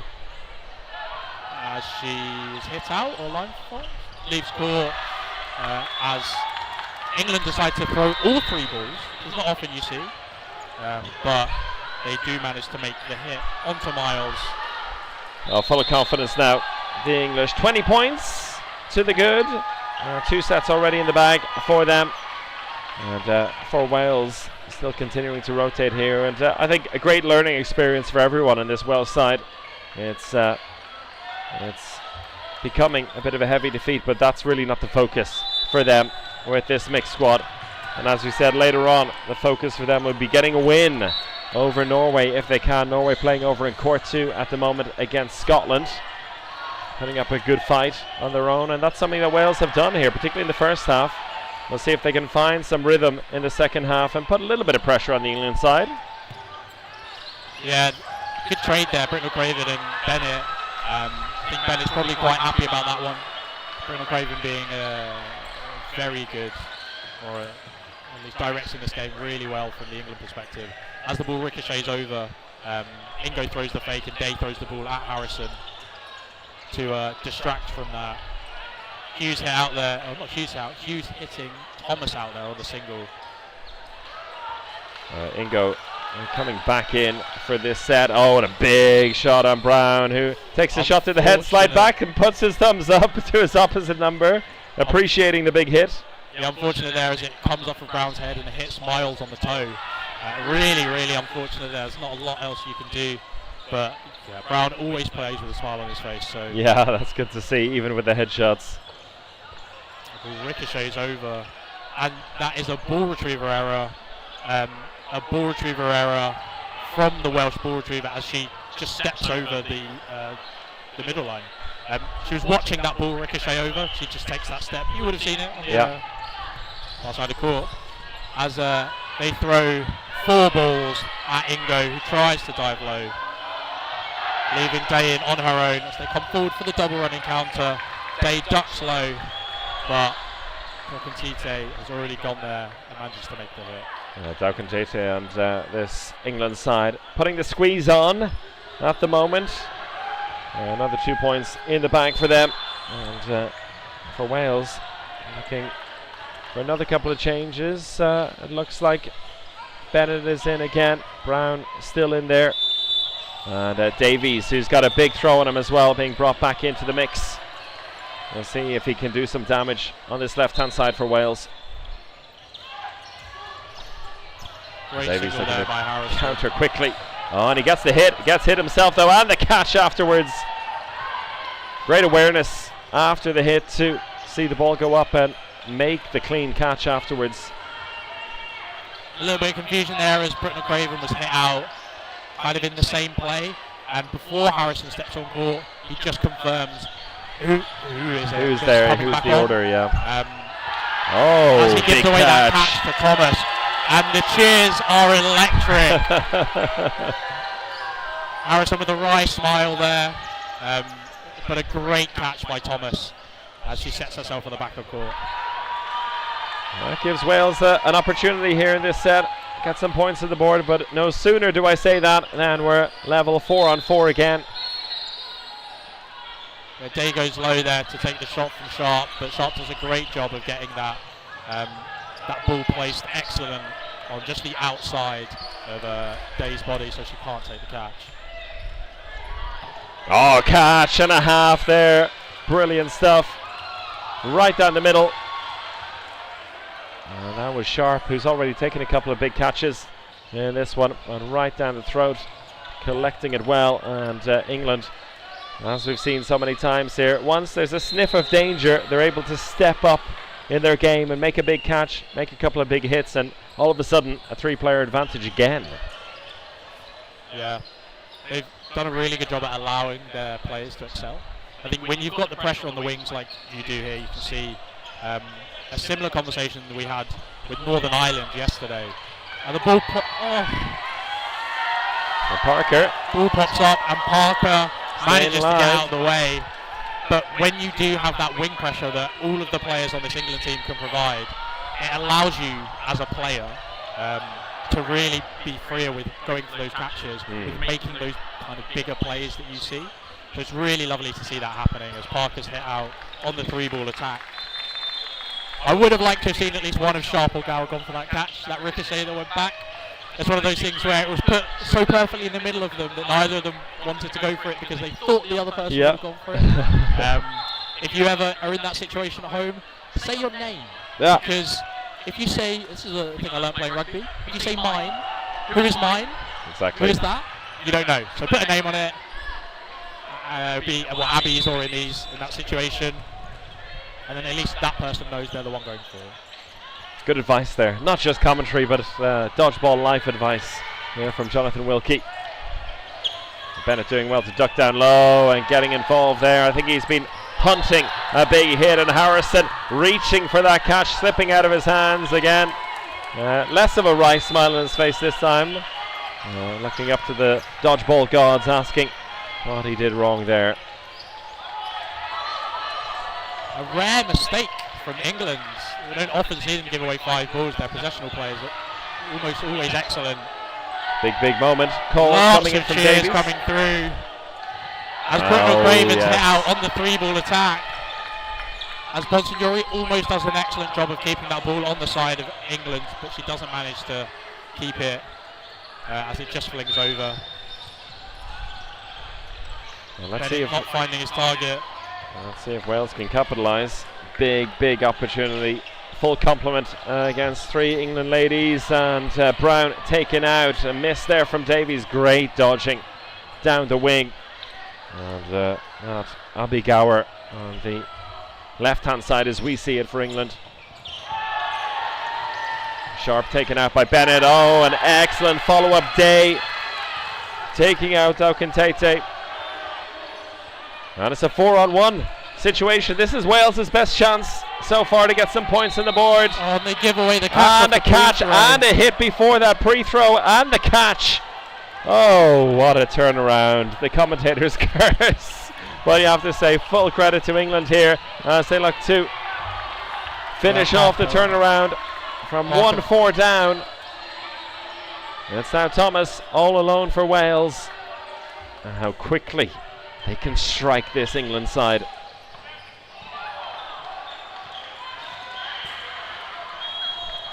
Yeah, so the set going to England. Abby Gower choosing you can't really fault that play there. No. 4 balls coming towards her. She pre-throws the person that probably has the strongest arm on that team. And the closest. Stopping that fast ball from coming through. And then she picks one of the other 3 as the one to take. It's just an excellent play from Gower there, bringing back in cues, and then they clean up the set with some great 2-ball attacks. And that's the experience and the level that we see from every individual England player, really. They play like that, and they think about these things so accurately and quickly. And it's one of those things you do in training, you practice in training, you think about in training, but to be able to pull it off in a match situation like that when you are the last person, to do it so flawlessly is really nice to watch. And in a game like this, it's moments like that I think have been real highlights. So we've got about 7:40 left on the half. It's about the time where we start thinking about our MVPs. Yes, indeed. Just as there's a quick break in play as the net has fallen down on the other side. Let's have a chat about the MVP candidates then. Maybe we can start with the Welsh side. Who's stood out for you so far today? Well, call it bias, but I think Daniel Brown has had an excellent game as captain there. I think he's made some really good hits and plays in the opportunities that he's been given. It's a shame that he's not been able to really kind of show his skills, but it's tough in a game like this. And on the women's side of things, I think Kira Parker has been pretty excellent. Parker or Day I had in mind. These two. Shall we go for Parker? Yeah, we'll go for Parker on that one. I think she's had a great game. Day as well. Dina Thomas taking an excellent catch off of Alex Harrison. And then across the court, well, it's a tough one because the women have had a great game. They have. All taking catches, looking at the players on court at the moment, Gower, Bonsignori and Sharp, all playing their part very effectively. And on the gentleman's side of things, Finn, Britnell Craven, Hughes and Dumbe, as Parker takes that catch. There you go. It's confirming her selection on the Wales side. I mean, when it comes to, I guess, consistency throughout the 30-odd minutes so far, we have a couple of English players that stand out. You'll make the final decisions there and plug them into the chat. In the meantime, I'll continue taking you through this as we see another opportunity for Wales. Bennett taken out by Britnell Craven though. And so it's a 5-on-3 situation. Wales 2 players up. Let's see if they can finish their dinner here and get some points on the board. Brown, the shot right at the opposite winger. Davies just there to protect him, playing a little bit conservatively. The Welsh side, and understandably so, after seeing how that last set transpired in the 4-on-1 situation and how quickly it turned around thanks to Abby Gower's play. A big hit there, Britnell Craven once again. Great blocking, Davies up for the catch, and he makes the catch. Big catch by Davies, popped it up in the air for himself. Aaron Davies with a big move, bringing a Bennett back in for Wales, and Davies just managing to avoid that attempt. So it's 2 English players remaining, 4 on court for Wales, and we'll see. They may not be able to take all 6 out, but they could play with the clock on their side. And somehow a big shot from Britnell Craven, just avoiding the target. This time around though, Bennett could do nothing to defend it. Now 22 seconds left on the clock in this set. Can Wales play it out and earn the 2 points on the board?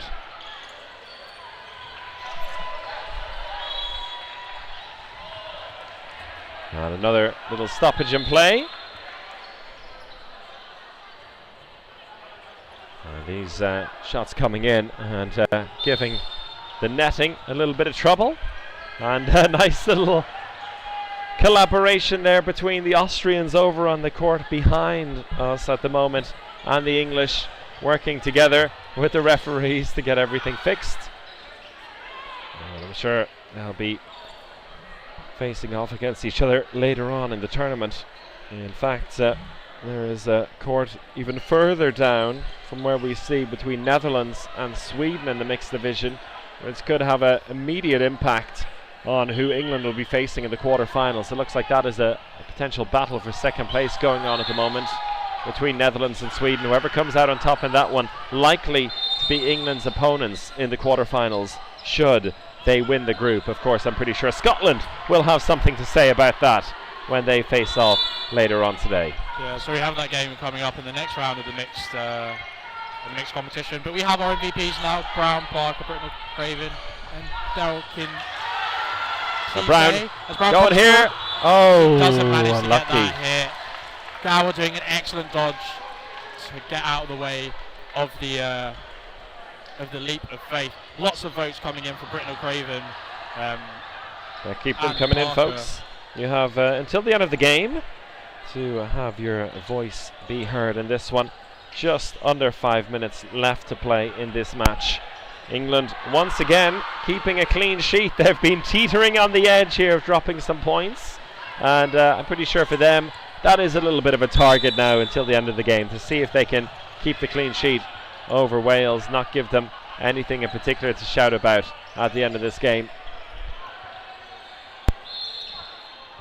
And Dumbe back in for the last couple of sets for England. Hughes with something that we've really seen him do all year at league. He's got such a whip and snap of his arm that it's really tough to read.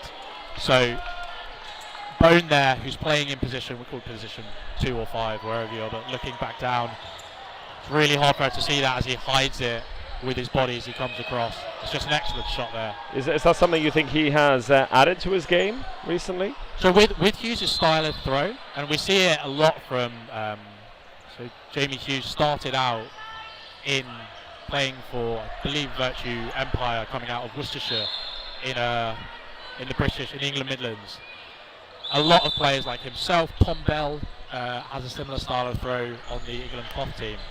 But it's that snap of the body and kind of it comes around really quickly. So if the player kind of has their back to you and they're off to their left, it's really hard to read it. Yeah. It's not a straight throw, and it's very fast at you from an angle that you're not usually expecting. Great insight there into the approach, and with this English team, it's been very impressive today. The variety, but also the versatility within the team. They have been happy to rotate around and give everyone a run out in different positions. Looked like that was a bounce before Britnell Craven got smacked on the backside with the ball. So Brown all alone. Pretty sure he'll be enjoying this situation based on what you've been saying about him. Oh, almost catches the catch from Ndumbe. I've seen Brown do some amazing things from that last position. So, yeah, a good set for England, very well cleaned up. A couple of very good punish shots, and really just getting it across. We do have a substitution, I don't know if you mentioned, but Shanti Behet has come in, number 96 for Wales, getting a chance to impress against England here with the final 2 minutes and 20 seconds left in the half. A full rotation of the squad for this Welsh team. Just giggling slightly because I'm sure Phil will find this very funny. Looking at our team sheets, Phil Williams, who's the coach and all-round well-loved guy in Dodgeball, is one of their reserves. Waiting to pounce, so there perhaps. There could have been an opportunity that he made it onto court, which I would have loved to have seen. I think a big cheer would have come up. But, yeah, Jingo goes low there. He's been called a hit. Yeah, I think it was his hands. I think with the ball, maybe went over the line. His feet stayed inside, but leaning onto the edge of the court with the ball.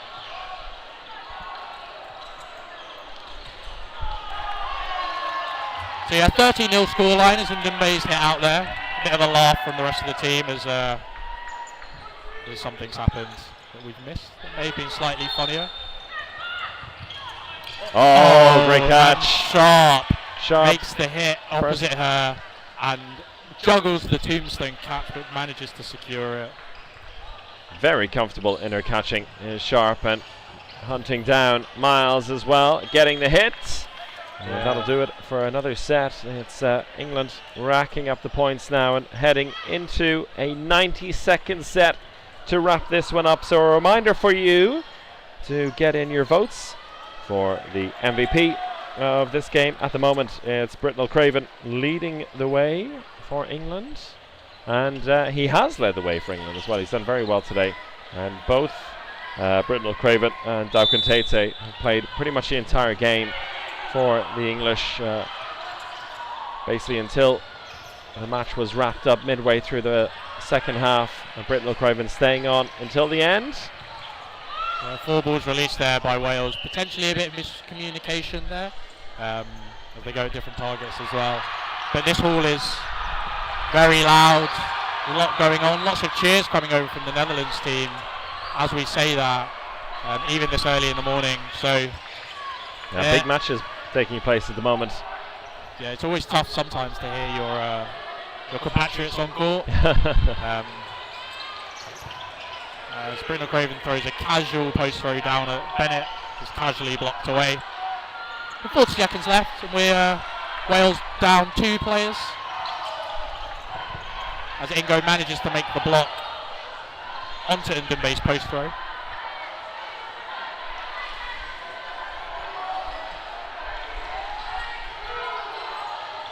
Big dodge there in the middle from Sharp. As Ingo does well to stay alive, looking to hunt down Britnell Craven. He gets a little touch on it, but not enough to get the catch in. Yeah, if you've ever shaken hands with Britnell Craven, he does have some big hands. Shovels for hands. Oh, and Miles just unable to get her hands on that. And Dunbay with the catch at the death. And what a way to finish this game for England. I don't think I've ever seen Dunbay make a catch. There you go. That is a first for everything, and it came right at the death. England picking up a 34-0 win over Wales. Wales, I think, will be disappointed not to get a couple of sets on the scoreboard, because there was a couple of chances both in the first and second half where they were well and truly in with a chance. Yeah, it's a tough one to take for Wales, I think, knowing that they were in that development squad, but also being in some very, very good positions, through some really well-worked dodgeball, just to it to come down to those super fine clutch margins later on down the line. It's a tough one always to go ahead. So we're going to run down quickly. We'll grab Finley and see if he wants to come and chat with us. Yes, go for it. I'll be back shortly. Thank you very much to Jonathan Finley. Britnell Craven, your player of the match, your MVP, with 63% of the votes. And very good performance overall from him. And a very good performance overall from this English side. And they look forward to a group final against Scotland coming up later today, whereas Wales will be looking to get their first win on the board, facing off against Norway. We'll take a short break and hopefully be back with you shortly with your MVP.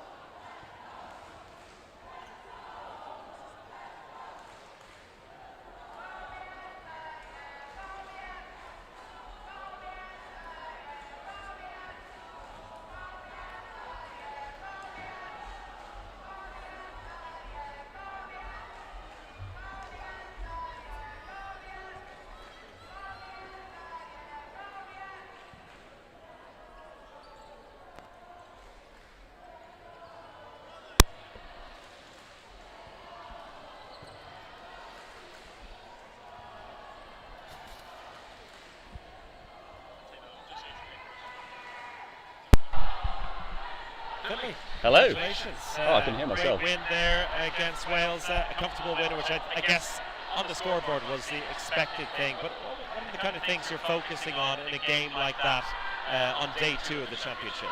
Sorry, I didn't quite hear that. One more time, please. I said on a day like today, Yes. in a game like this where you're expecting to win on the scoreboard, what are the kind of things you're focusing on as a team? As a team, it's about resting players, to be honest. If I'm being brutally honest, it's about those players who are expected to play, at the final stages of this tournament, hopefully, fingers crossed. It's about resting them because we've got a really good squad. The depth of the squad is phenomenal, so we can, fortunately, be able to rest those players so they've got those arms at the end of the day, at the end of the tournament. So that's probably, as a team focus, that's our main role.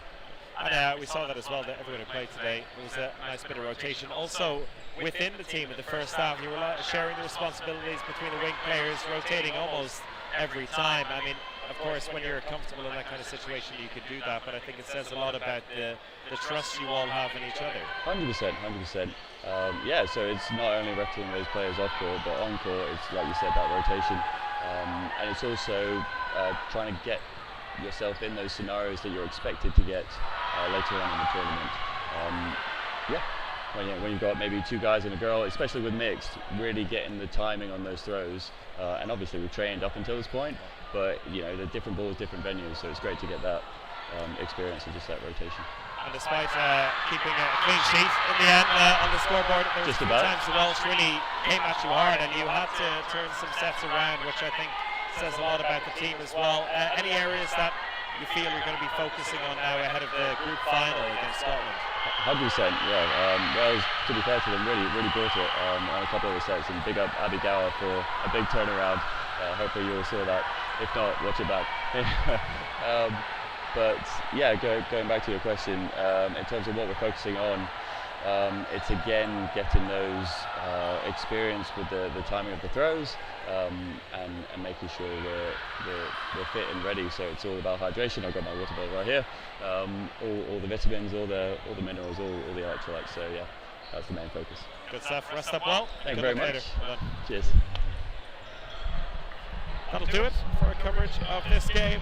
Next action in just about 15 minutes time, so stick around and we'll see you then. Goodbye.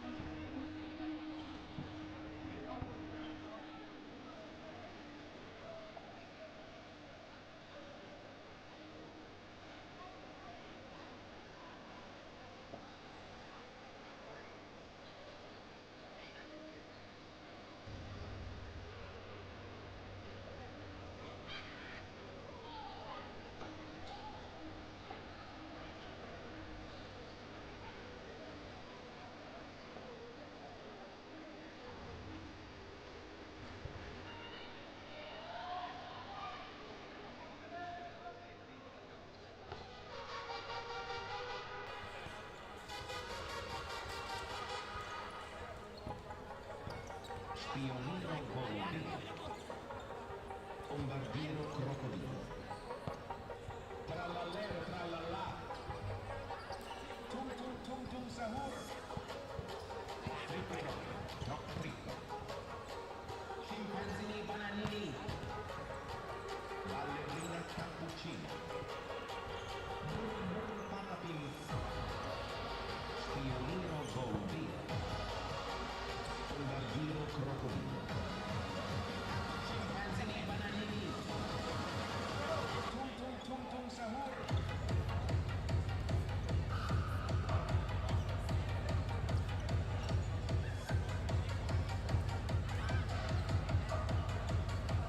Tum tum tum sahur.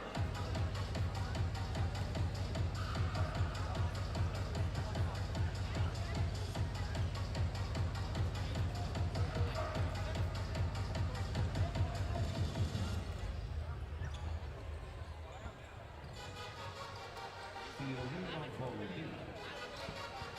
Bombardiero Crocodilo. Trallallero trallallà. Tum tum tum tum sahur.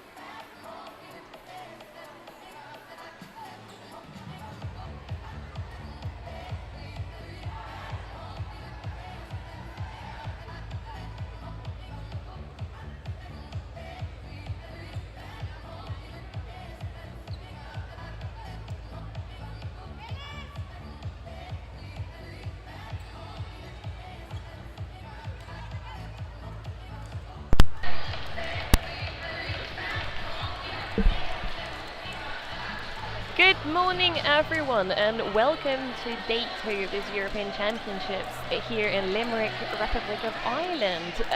Right now we're going to be watching Group D with Austria facing the Czech Republic. Austria currently leading the group with 2 wins, 0 draws, 0 loss. And Czechia, having played only 1 game yet, can go place second if they win this. Really tight group with Czechia yesterday winning by 1 set over Sweden, losing 1 set to Hungary.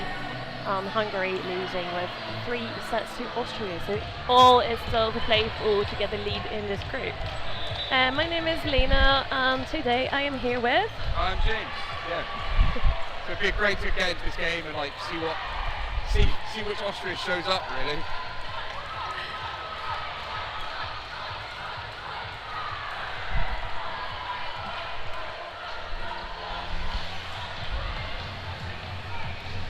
We apologize in advance if we're mispronouncing any names. Czech Republic is going to be playing a few challenges.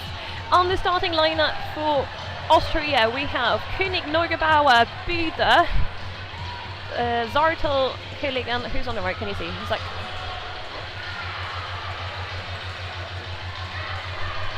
Büder.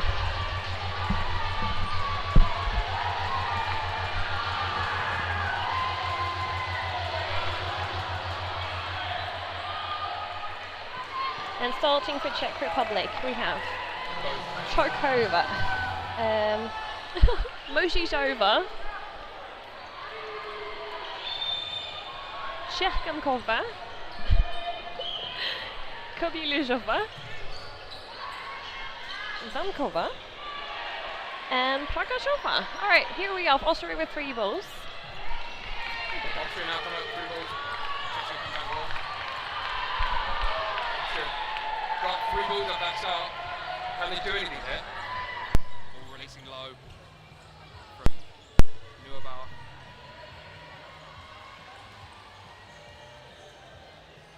Czechia come up again. Good honesty there. I thought that was a block, I'm not going to lie. Yes, same here. Can they get the retaliation? All through the legs. And a great hit on trade, yeah, fantastic. 4 balls for Czechia. Catch made? Not catch I think it was a bounce. Austria down by 1, we'll have to... Absolutely.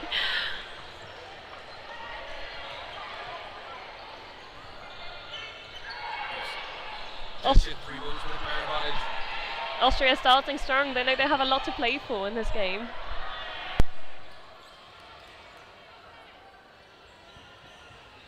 Ball gone into the void. Can Austria do anything here? Race there from Neugebauer.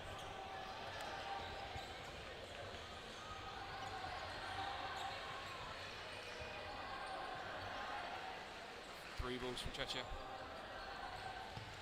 No fake. Blocked down. No hit called. Blocked down and away.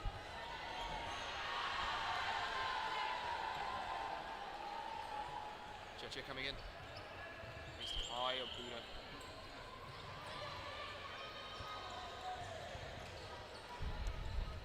Three balls again. Even on, not even on players.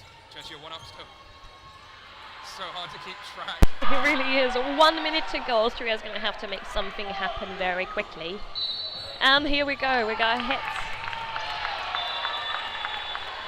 Now even. Now even. Got 4 balls. Plenty of opportunity. Ooh, that was a deflection onto a player. That's very unlucky. Nothing much you can do about that. And we are even again, 3 on 3 with only 20 seconds to go. Great block by the wing there. Czech Republic with 4 balls, 13 seconds on the clock. And that's a hit with 8 seconds to go. Czech Republic are up by 1 player. Austria need this, they need it now. 3 seconds. No, and they're all good to go. Czech Republic takes the first set. Oh, we're in for a treat of a game. Not Not a particularly clean win, but a win to win. No, they're like in the set. Oh. Austria maybe a little bit slow out of the blocks.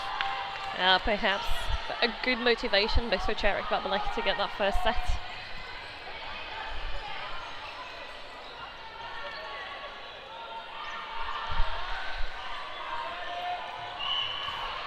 False start from Czechia.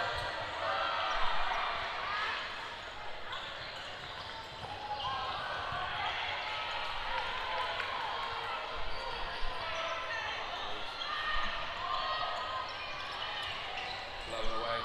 Both teams are known for their amazing catches, so I'm sure they play a game very aware of that, which is why we see so many amazing dodges. Go to retaliate.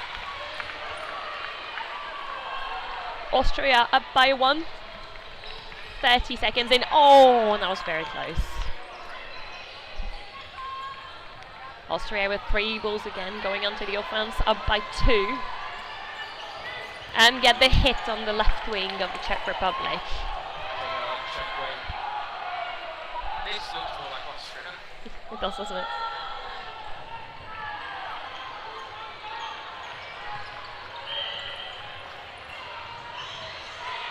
Walk away. Nice and safe.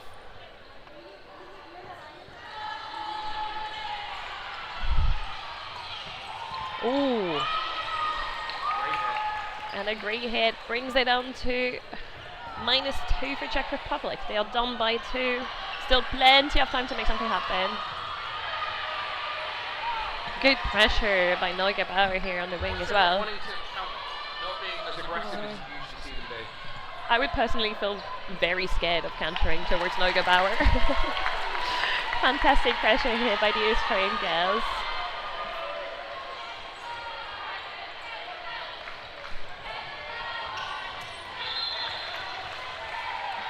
Austria with 3 balls and still 3 players up just over 1 minute left of game time.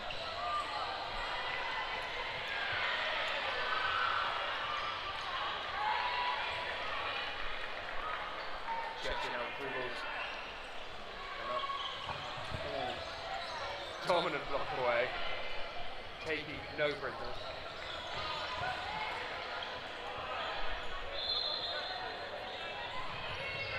She's a little indecisive about whether to take that or not. Oh, and a strong catch attempt by Karina Buza that brings the Czech Republic to only down by 2. Can they do this? Just 30 seconds left on the clock. They're going to have to speed things up if they want to have a shot at taking a set. But they absolutely can do it.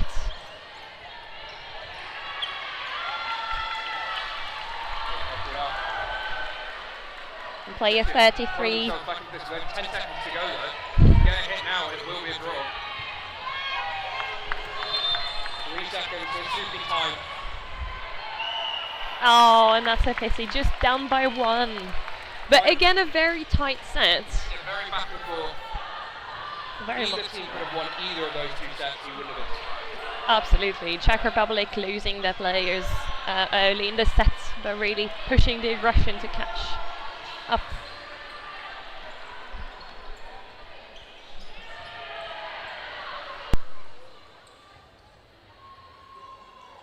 Can the Czechs get a cleaner start this time?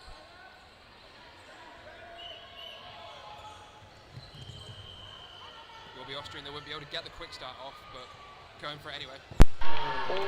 Unlucky to not pull that in. I think her teammate behind her kind of threw her off a little bit.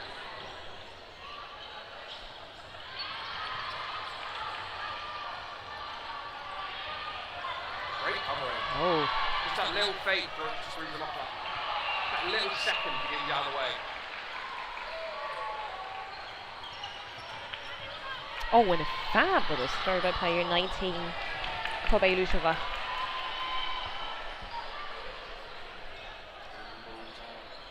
Three balls for the Czech Republic, who are still down by 1 player.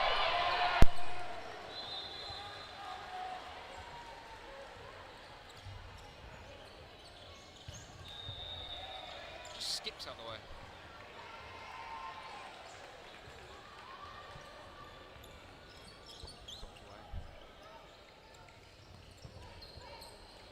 Austria are a player up now.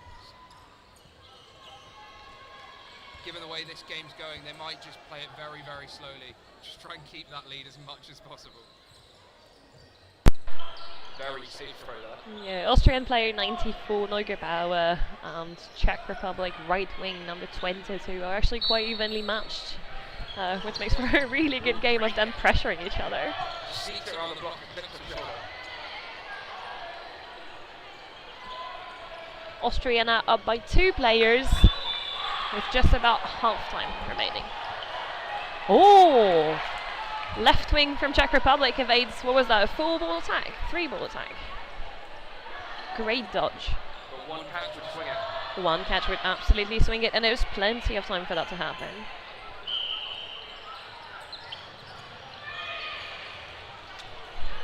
Leaps out of the way. Very clean dodge. A wonderful little gazelle.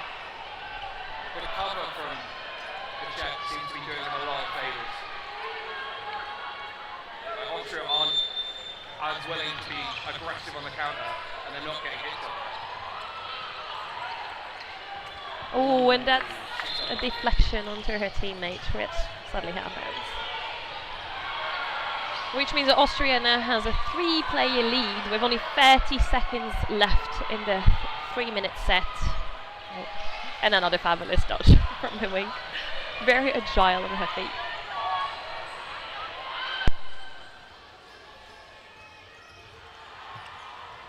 Great hit. The first ball gets her to move, the second ball takes her out. Great coordination here from the Czech Republic, who can still turn things around. Oh, and that was so close to her catch, but she got clipped before. Pulling themselves back in there. They can. Oh. Not entirely sure what's happened here. Time. There's still 20. And I think the set ended now in a very quiet fashion.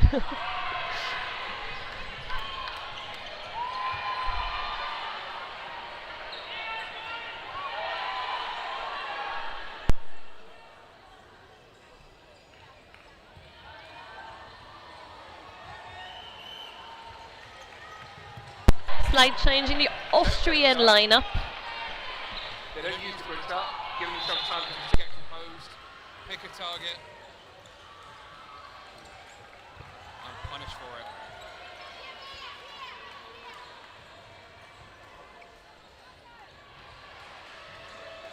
Four balls for Austria.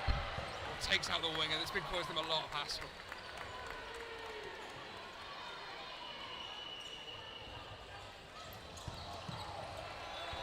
Blocked away. Ooh. Blocked into a teammate again. Just a little bit of bad luck. But Austria, I mean, will take it. Doesn't matter how you get the hits.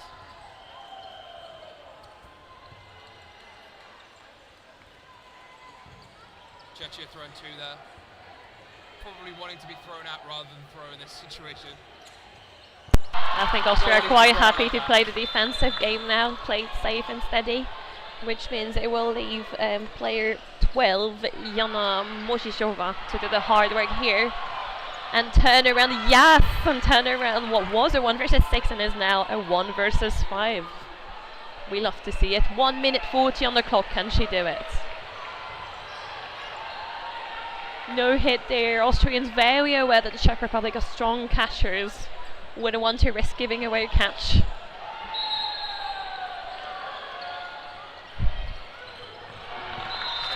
And Austria taking another set here.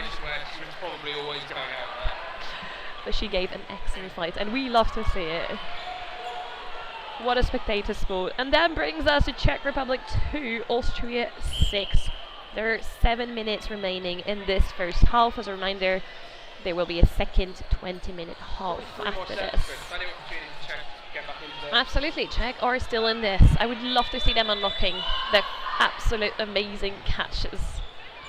I think that could come in handy. Oh, sadly, the middle player stumbles over the middle line and will be out for it. 2 hours in quick succession.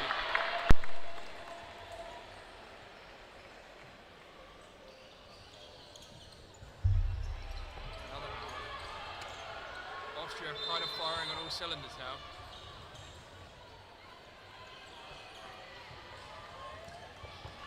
Oh, and another great double ball attack on the wing. Takes the Czechian wing out. Czech Republic now down by 4 players. And ready to catch their way back into the set. Kind of everything stopped for a second as she dropped that ball. Oh, and a wonderful catch by Kremser, who was waiting for it. Placed perfectly. Oh, and that was fabulous, but I do think she was hit before she managed to secure the catch. So according to Euro rules, that catch will not be awarded, but it was beautiful, and in our hearts it will live as a catch. And that means Austria now has a 3-set lead. I'm terrible at maths, this will happen. Not unfair, but like given the first couple of sets, it was so close. I do think the score doesn't reflect how tight this game is. Czech Republic keeping Austria on their toes. Not losing anyone on it this time.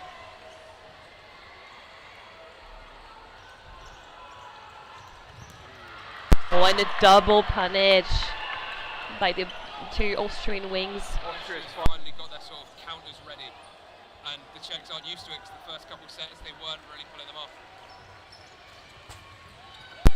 And that is a catch. Player 12 throws at the Austrian wing, who bounces back into her hands. And another great dodge by player 22, the Czech Republic. Gets away from the ball, gathers 4, and moves into attack.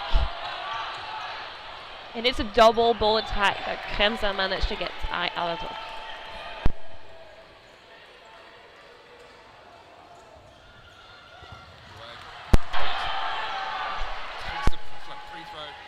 Gets her out of the game. Austria up by 1. Lots more pressure by the Austrians now.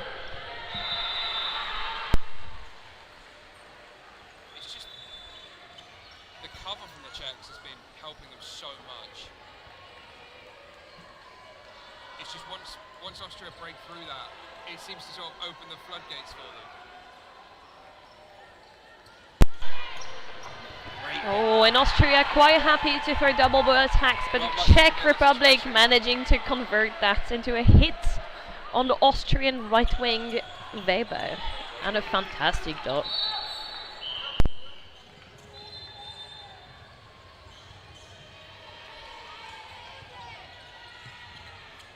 Nothing there. Blocked away. Keeps control of the ball as well. Czechs wanting to throw. Away. Oh, and a great hit by player 33. I think the Czech Republic's throws are really starting to impact the Austrian defense. Great hit. I think they're starting to Causing get their some eye, trouble. which And Czech makes it a little Republic while. now goes up by 1.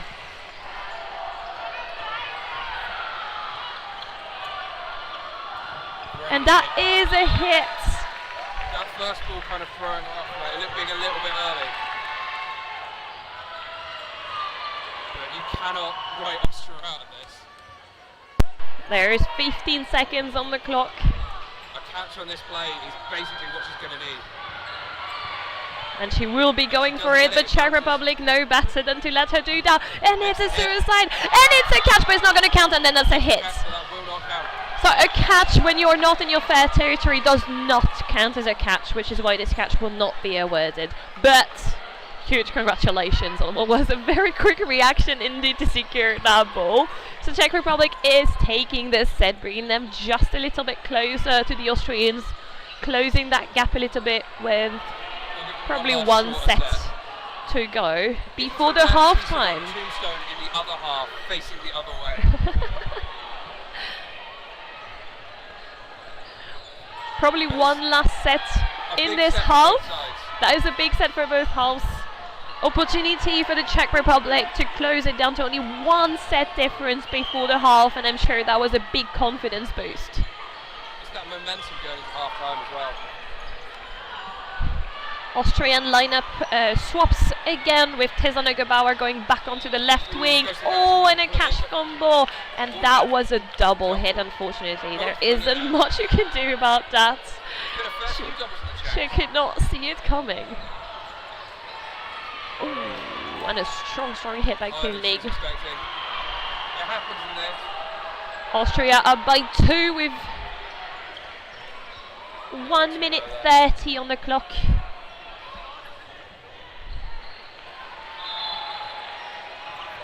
Oh, and a great double ball attack by Kadlec, and Koenig things out the left wing from the Czech Republic. Czechs need a big play. There's only just over a minute left. They got full balls. Can they convert this? She catches her own blocked ball. And it's a 1 versus 5 yet again. 3 balls, 4 balls to Austria.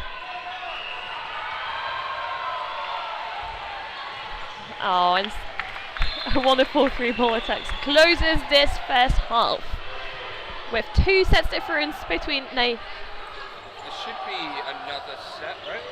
Yeah, so 3 sets difference between Czech Republic and Austria, and there will be a 90-second set now. A last one in the half.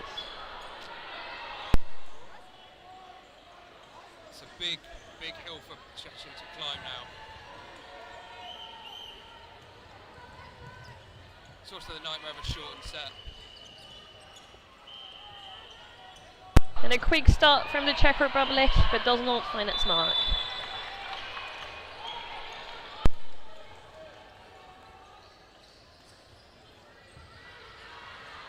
Czechs coming up with 3.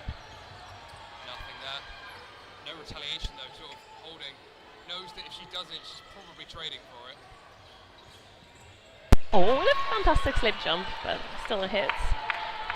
And that's 3 balls to the Czech Republic, who are down 1 player. Oh, and a great throw dodge, but the ball is caught by Koenig. There is only 45 seconds left in this last set of the first half. 3 balls to the Czech Republic.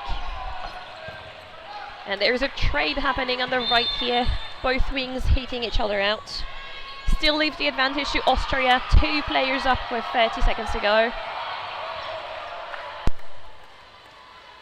So accurate on those multiples. Absolutely, you know, they practice that. Has trailed again and again.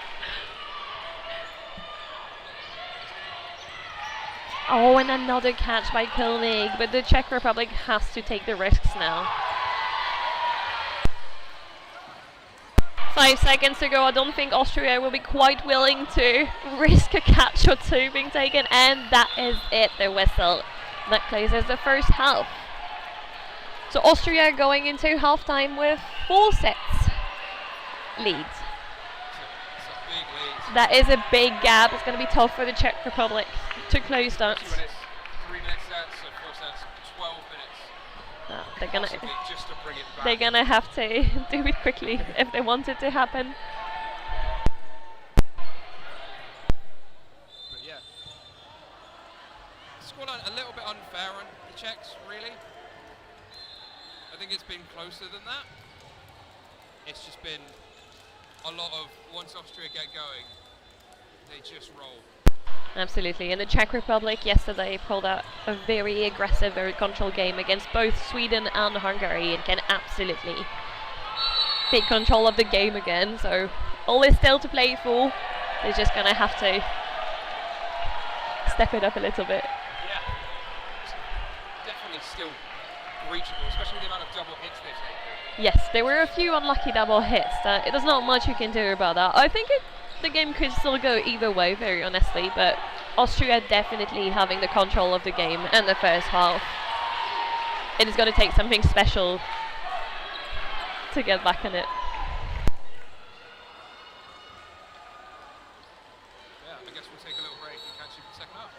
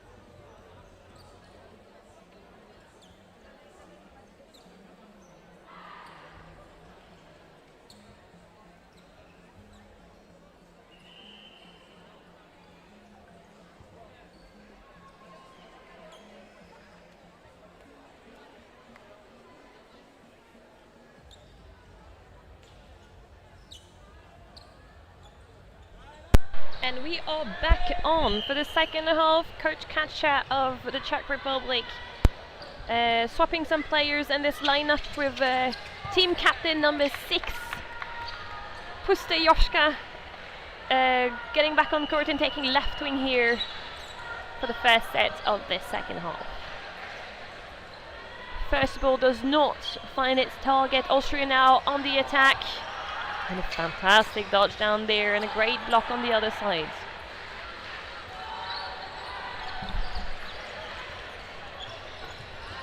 A lot more aggression already very early in the set from both teams here.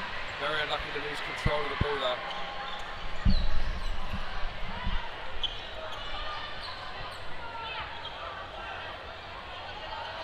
4 balls for Austria now. Ooh, but a great dodge by Smart player move that 12. way. Alright, Czech Republic down by 2 with 2 minutes to go.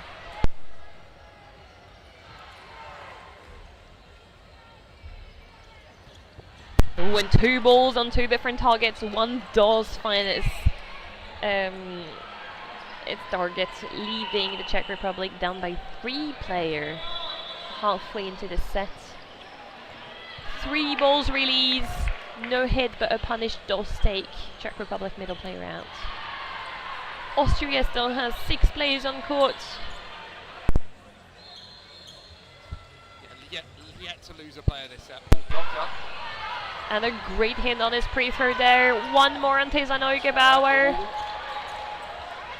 And I don't know if the catch will be awarded. The catch is being awarded.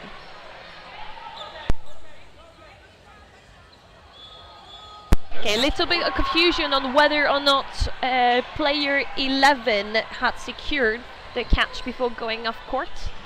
As a reminder, you need to show the control of the ball before you are deemed out.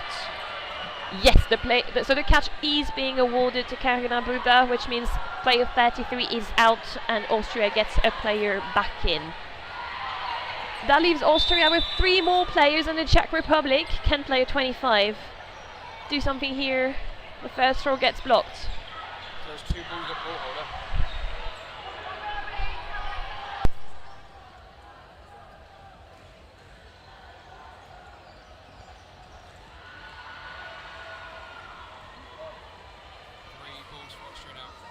Love throwing multiples in this sort of situation. Bounce ball on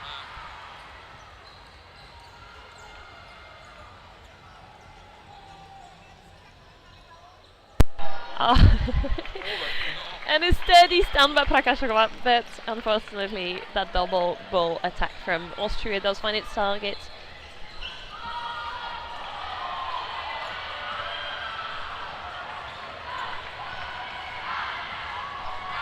Austria really taking control of this game now. Yeah. Sort of feels like the Czech heads have kind of dropped.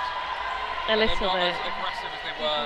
They've had a few things, unlucky plays, and I think it's just got to them a little bit, which happens. Absolutely. It might be that stage of the game where you kind of go, we need to like pick up for the next game, not necessarily this one. Actually, facing the world champions was never going to be an easy task. Yeah, and also like taking 2 sets in the first half off them, it's still an achievement. Like it's still good going. They've 14-4. It's not a fair result, but they can easily feel hard done by that. Just showing out the back court nets. The problem with having a lot of this stuff be very temporary.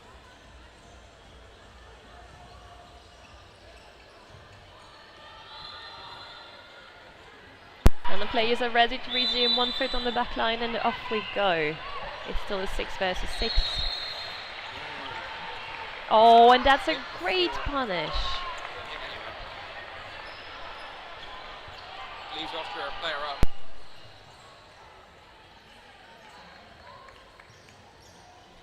Catch made. That free throw kind of broke the play up that little bit. It just gives you the opportunity to make that catch. Now the entire Austrian contingent back on court.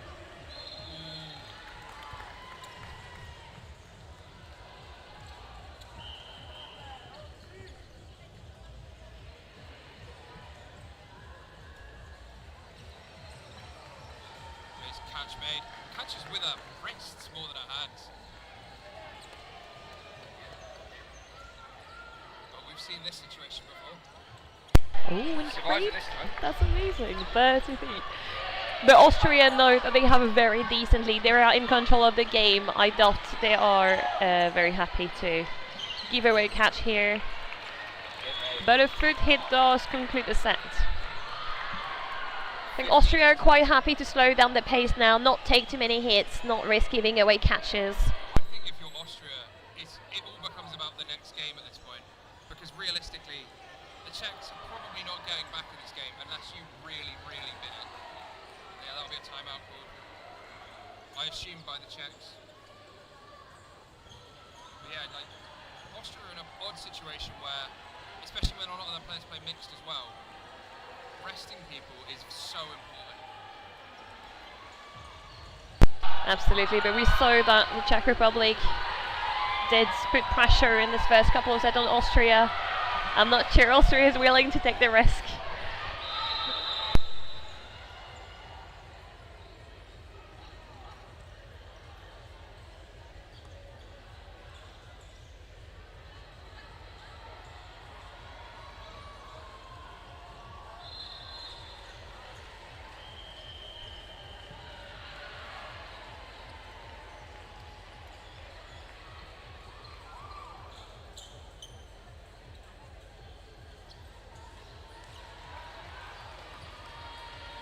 Lining up again. The Czechs get the start. Are they actually going to go for it? They do go for it. They managed to get a hit and not take a trade in return, which is rare for them this game. And with 15 minutes left in the game, let's see what they can do. Great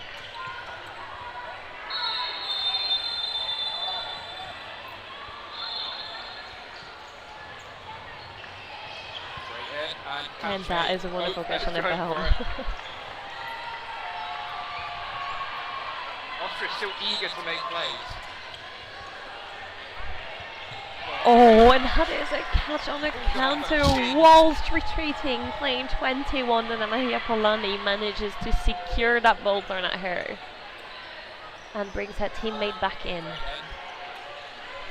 That leaves Austria back up 2 players in this set.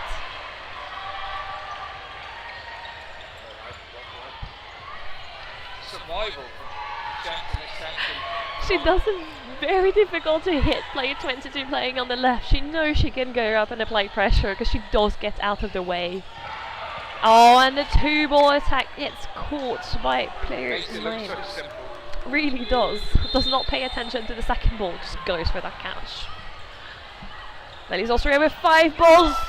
And they do convert, but there is a catch. That is a catch and out. The default call in those scenarios. And Austria only up by 1 player with 1 minute 30, 4 balls. Play ball is called. That means they need to release all their balls but 1, which they managed to do. No hit, however. Gives Austria 4 balls.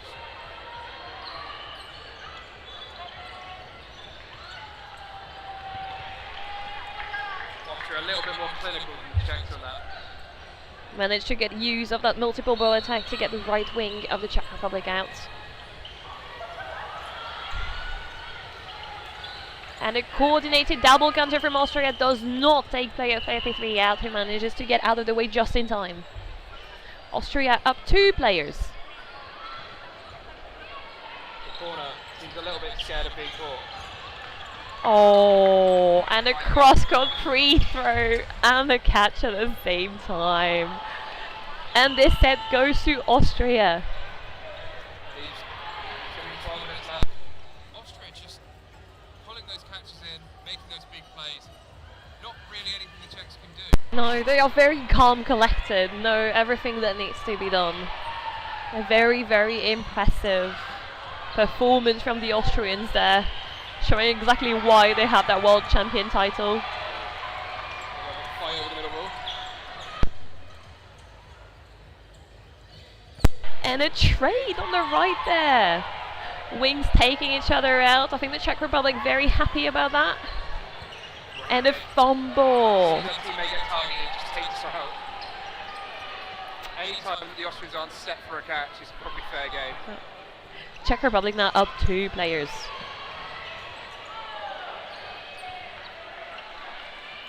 Five, 3 up in this set.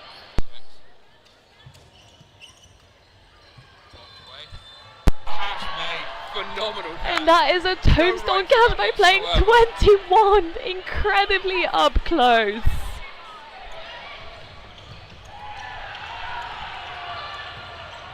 And a great cross throw by Kristejovska.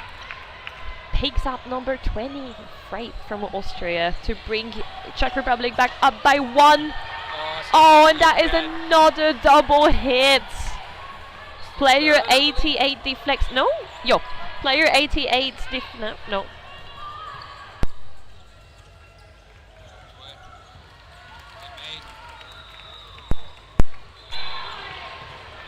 Maybe not. We do have a very different perspective here from the ref.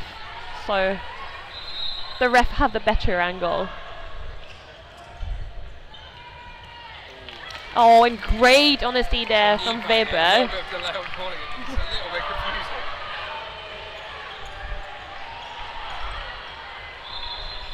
Austria to throw again. Yeah, only up by 1 can Czech Republic take this win. Yes, and that is the set goes towards the Czech Republic. Coach Kacha very happy for her team. This might be a group where the set points are very important in terms of rankings as well. Absolutely. Austria is leading, but all the other groups are very close indeed. Other games haven't been won by only 1 set or 2. It could absolutely come down to set difference. Every single set the Czech Republic can take against Austria could mean making it to the quarterfinals.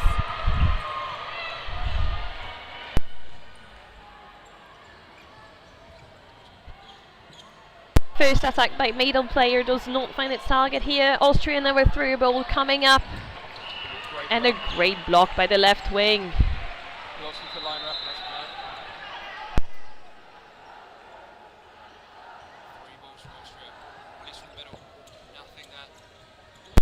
Big aggression, it's about. Oh, it is not a catch.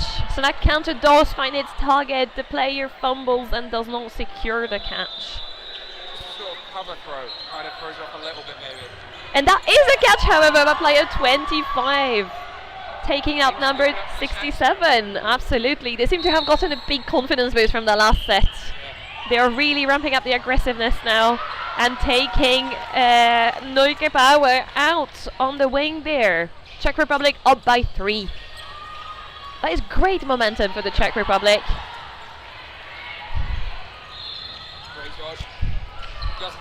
Fantastic control by the Czech Republic, knowing they can do something with a full ball attack. And 3 balls release on play 72. Understandably cautious. Austrians are called off. A couple of tombstone catches will do that to your mindset.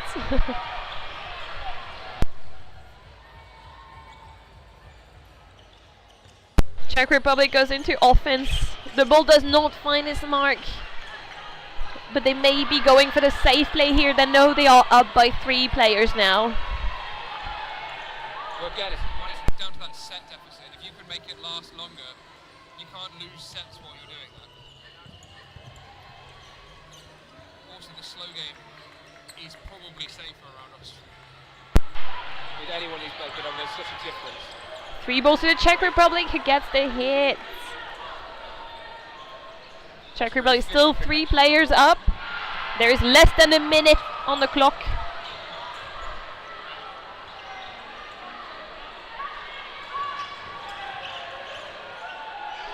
And great on SC by player 11.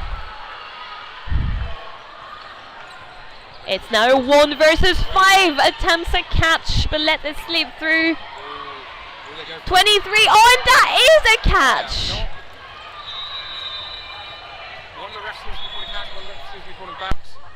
Oh, they will be discussing it. You're going to watch a replay of it, and you'll know. And that is why we have 6 refs, because sometimes the situation is so hard to just analyze on the spot. It's not even just that, it's when people blame the players for calling it, and you're like, that player is thinking about dropping, making the catch. They're not thinking about whether it hit the floor in between. Absolutely not. They're just going, there's a ball in my hands. I'm not going to say it's not a catch. Quite a bit of discussion going on between the refs, so. It was just such a big in this set play. Absolutely, that will make a huge difference. Catch is not awarded. That means player 72. The joy of refereeing is, I'm sure they'll hear about that.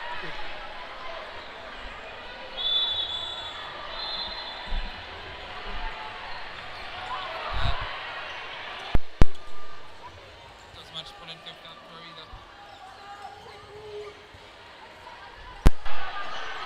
Oh, Kajdak really leading the charge on Czech Republic. She wants it. She wants this set. She is baiting for a catch. But no, this set is going to the Czech Republic again. They are on a roll. And with such a tight group stage, that is so important for them. Yeah, that catch. Quite a few discussions going on though.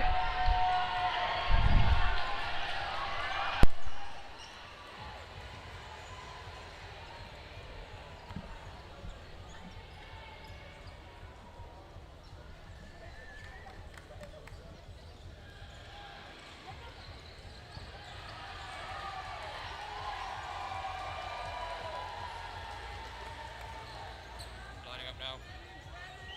88, 10 points in it. But the Czechs are cutting that deficit.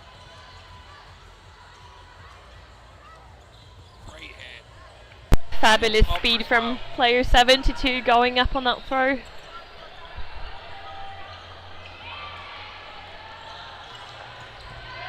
much of this game is big throws from the middle and the cover from the wings.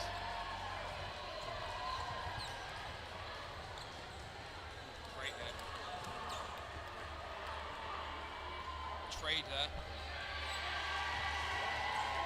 Leaves Austria a player up. Ooh. You could see it go through her mind that she should have blocked it.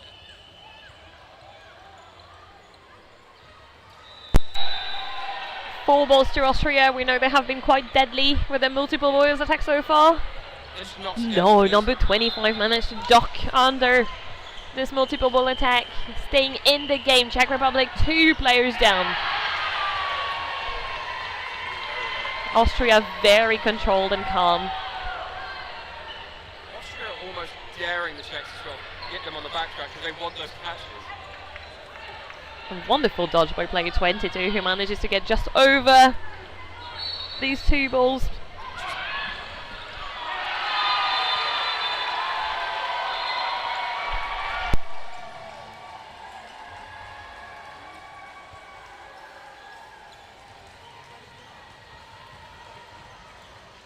Great play. Locked up. Oh, look up. It's No. unlucky. That is unlucky. Sometimes you just cannot keep track on the ball. And that is Austria up by 3 players. Czech Republic have to release 2. Can they convert this? No, there is a hit on the right there. Gives Austria 3 balls. It's Chokova against the world.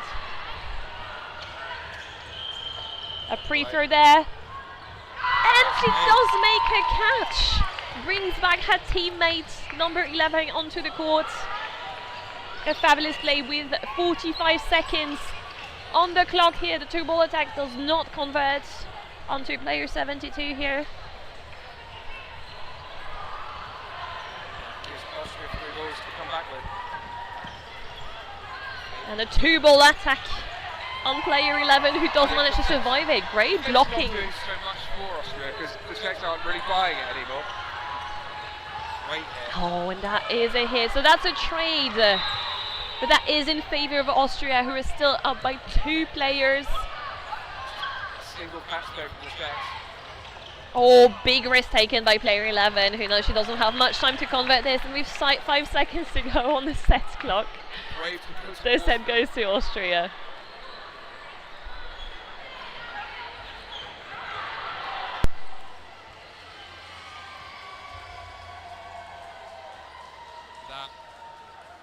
This should be the second to last set. We should get another set after this. It's just over 3 minutes, so. Yeah, Czech Republic deciding not to run for that middle ball. Happy to play the defense here on this very first run. I think both sides slowing it down a little bit. Oh, an absolute hammer by play 11, who does get punished by right wing number 23, Pokorna. A double ball attack on 25, who does manage to get out of the way. 3 balls to Czech Republic.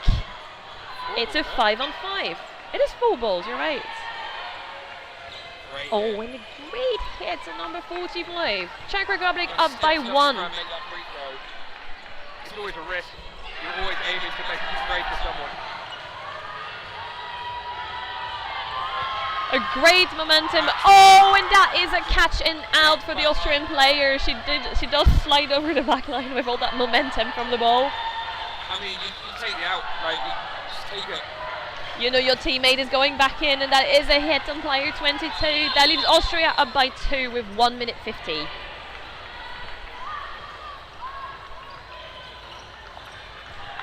away. Nice and safe.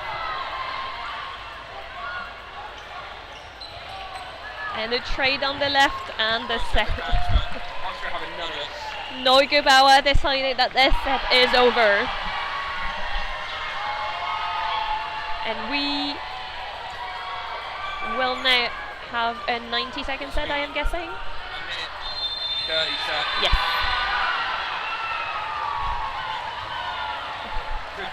There's a lot of noise on the side with home nation, the Republic of Ireland, getting the set as our players are lining up. Czechs going for a quick start.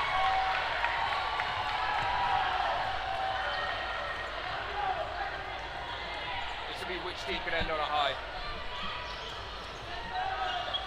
Nothing there. Austria's 3 balls. They don't want 3 balls.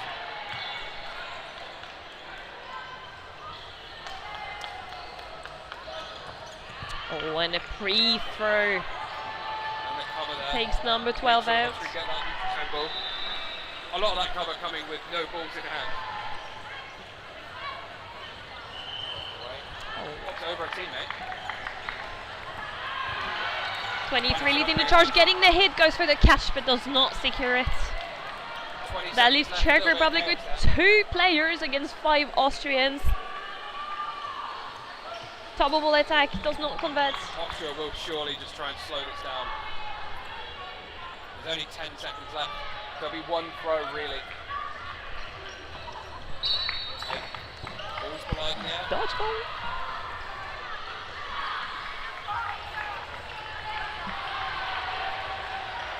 Maybe not 10 seconds left. Maybe we're going the wrong time. Oh, and Von Herskova getting the hit there. This is now 1 versus 4. She has 7 seconds. No time to waste. She needs a catch. She needs a catch. That's a hit. And that concludes that game, I believe. You make it 24-8. A little bit unfair on the Czechs.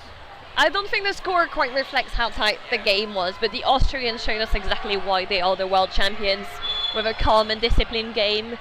In terms of the group table, that does mean that Austria retains the lead, and I believe second place will come down to set difference now. Yeah. So interesting game. Interesting to see how much the games against Austria matter to the other teams in regards to each other. Absolutely. I believe there is one more game to be played in that group, which will be Sweden versus Hungary, I believe. So make sure to tune in for that, as that will impact the group rankings here. Absolutely, yeah. And then the game after this is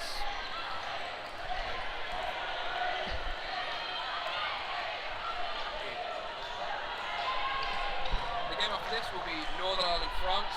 I'm not sure which category, but it will be Northern Ireland, France. So yeah, I hope you enjoy whoever comes that. Thank you all. Thank you for your support. Keep cheering on your players, and have a wonderful rest of the tournament.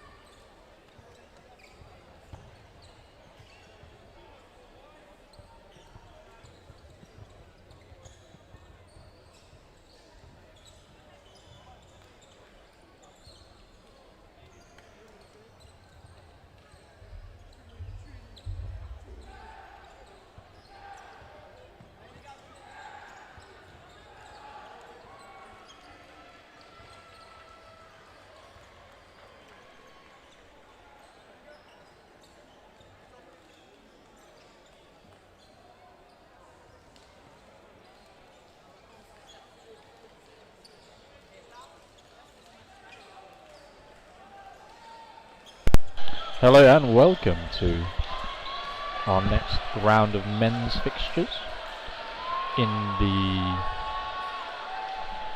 Yeah. Can we help Ben get started? Sure, sure. In the...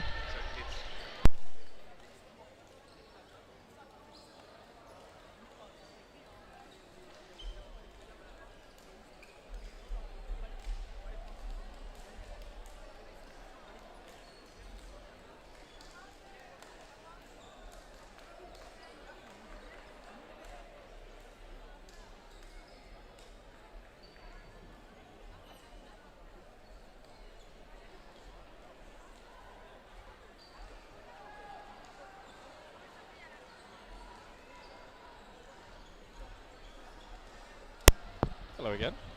Welcome to this next round of fixtures. From the men's competition, we have France on the near side in the blue against Northern Ireland in the far side in the green.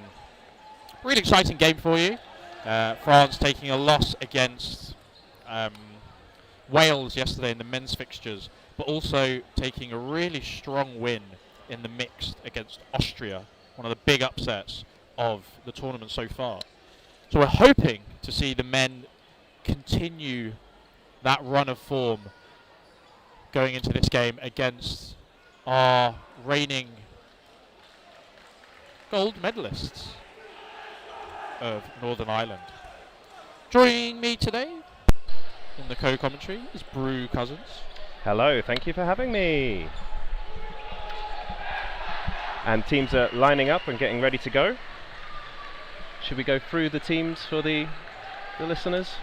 Yeah, we can do. Fantastic. So for the men's cloth team for France, we have number 20, Ainous, number 26, Ainous, number 54, Orga, number 93, Balabas, number 5, Damas, number 1, Dupuis, number 4, Chive, number 7, Merlad, number 50, Borzier Mougenon, number 51, Prudhomme, number 8, Riel, and number 23, Sizun.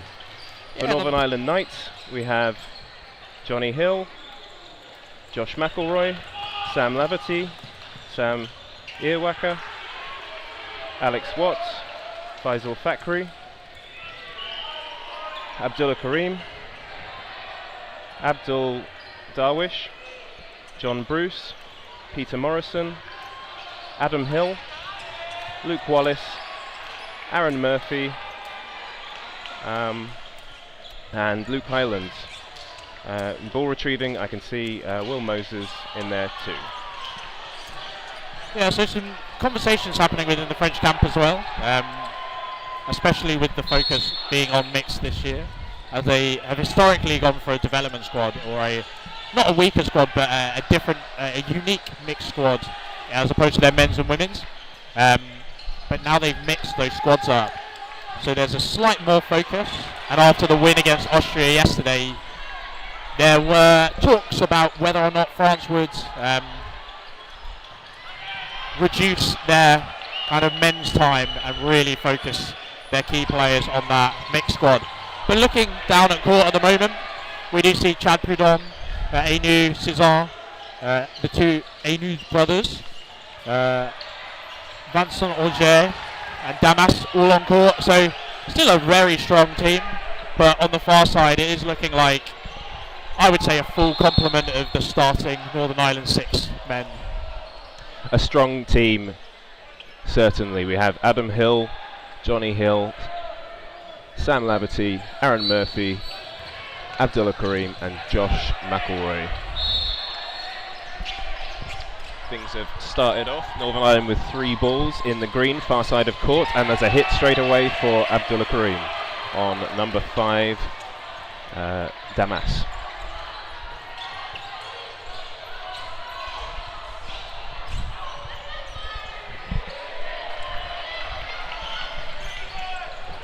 Yeah, strong 2-ball attack there onto Chad Prudhomme. Northern Ireland, as we had that conversation yesterday, Adam Hill doing a lot of footage and knowing a lot about the teams they come up against. So that 2-ball attack coming instantly against Chad Prudhomme, who's a key player for this French team. But France returning with a great 2-ball attack on Aaron Murphy. Really active, pushing up on the wings by Ainuz and Orga there, forcing Northern Ireland back. Plenty of pump fakes on the way. That ball bounced, so no hit, and Abdullah Karim jumps inwards to escape 2 balls there. And we have 5 players for Northern Ireland in the green and 4 for France in the blue near side court. Single ball blocked safely by Orga as France come up with the 3-ball press. They release one from the middle, it's high. Fantastic cover shot from Ainuz onto the Northern Ireland Knights winger, levelling things up. We have 4 versus 4 players currently. Disguised shot there, but it's slightly off target. So Northern Ireland now to press up court. They're going to release from the attack line.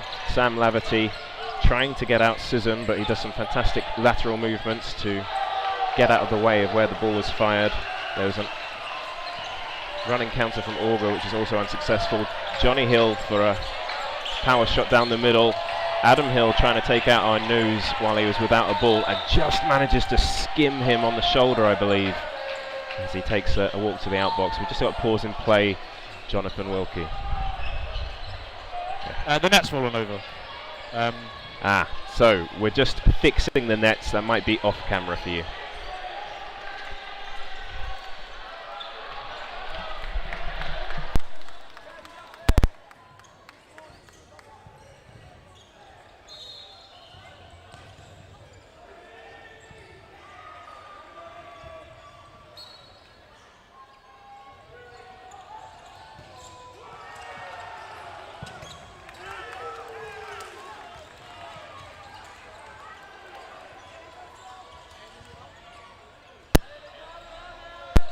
Catch there by Johnny Hill to give Northern Ireland Knights the lead, and then they've slammed out Ainuz with number 26, leaving Orga by himself.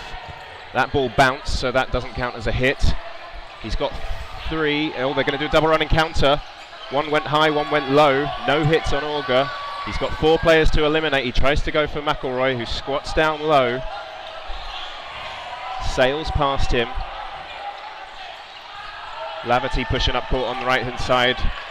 And Murphy actually gets the hit whilst Laverty was taking all of his attention there. That was really using the sides of the court very effectively to create a good angle on the French player there to secure the hit. Yeah, really well constructed there from Northern Ireland, taking some aggressive early hits, taking out key targets, but France bouncing back, taking out quite a significant target of Aaron Murphy on that side of Northern Ireland, but then losing players in a few kind of multiple ball attacks, just kind of showing their aggression and their power game going into this, here. Captain Sezon hit out by the very quick start of Adam Hill, who just takes the ball and sends it into a kind of a 2-step there. Yes, they passed it back to the ball return line, got it in live in play very fast, and meanwhile there was a nice counter there on Sam Laverty by the winger for France, number 5 Damas. So we've got 5 players apiece. That ball skims the head of Captain Josh McElroy, so he's out, but there was a return fire on number 54 Orga, so we're 4v4. Oh, a little exchange of balls there, but it's Hill who comes out on top, setting Prudhomme to the outbox with a hit on his standing leg. 2 balls released at Damas, fantastic move in court. And Ainuz pushes up to hit out Murphy, breaking the block. A really good play there by Damas as well. Ainuz makes the hit onto Murphy, breaking the block. But Damas throws the fake in to Stotter as Johnny Hill's coming forward to get that retaliation here. So it makes it a clean 1-0 as opposed to potentially a 1-1. Speaking of 1-1s, there was a 1-1 on the right hand side there. We're now 2 players apiece. And there's a catch by Ainuz, and he's going to slam out Adam Hill to finish off the set and tie things up. 2-2 the score, and we are 15 minutes left on the clock for the second half. Yeah, Nolan Anu there, For the first who's been half. part of the kind of in the middle for this French team for a few sets or a few cycles now. A really good catch there. Sometimes when the catch lodges, it just lodges. And he goes forward. Sometimes we're told not to do two things at once, but he makes that catch, he goes forward and hits Adam Hill out, securing the set for France. Great individual. A little bit of luck, but great hit to follow it up with. Knights securing the middle ball from the runoff here. They're releasing one from the middle, and it's Sam Laverty with a power throw straight down at his nearest target, number 23, Suzun. Unable to sidestep out of the way, and then a side set from Sam Laverty himself, and crouching down low to get away from the shot of Ainus as Northern Ireland now come up the court. One ball released by Adam Hill is a fantastic bend over from Ainus, who just seemed to fold into nothing there. 4 balls to Northern Ireland now. Can they get a hit from 2 balls on the wing? Yes, they go for Prudhomme, who jumped up in the air, tried to catch it, unsuccessful. So Northern Ireland with a 2-player advantage now. Yeah, a couple of very well done hits there. It seemed that when Laverty was on the backtrack, both players went for it, giving away those 4 balls. I wish Damas had done slightly more on that wing to apply some pressure, but I think that's more the respect. As that ball pops up, Damas comes forwards. The drama.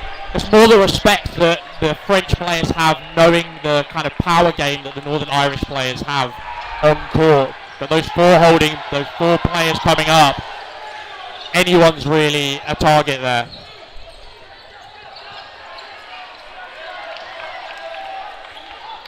Just a quick check in the chat. If you could let us know how the volume is on the mics, that would be appreciated. Thank you. Meanwhile, there's a 2-ball attack on Josh McElroy, which is a successful hit, and Johnny Hill just tucks one leg out of the way to get away from that shot from Ainus.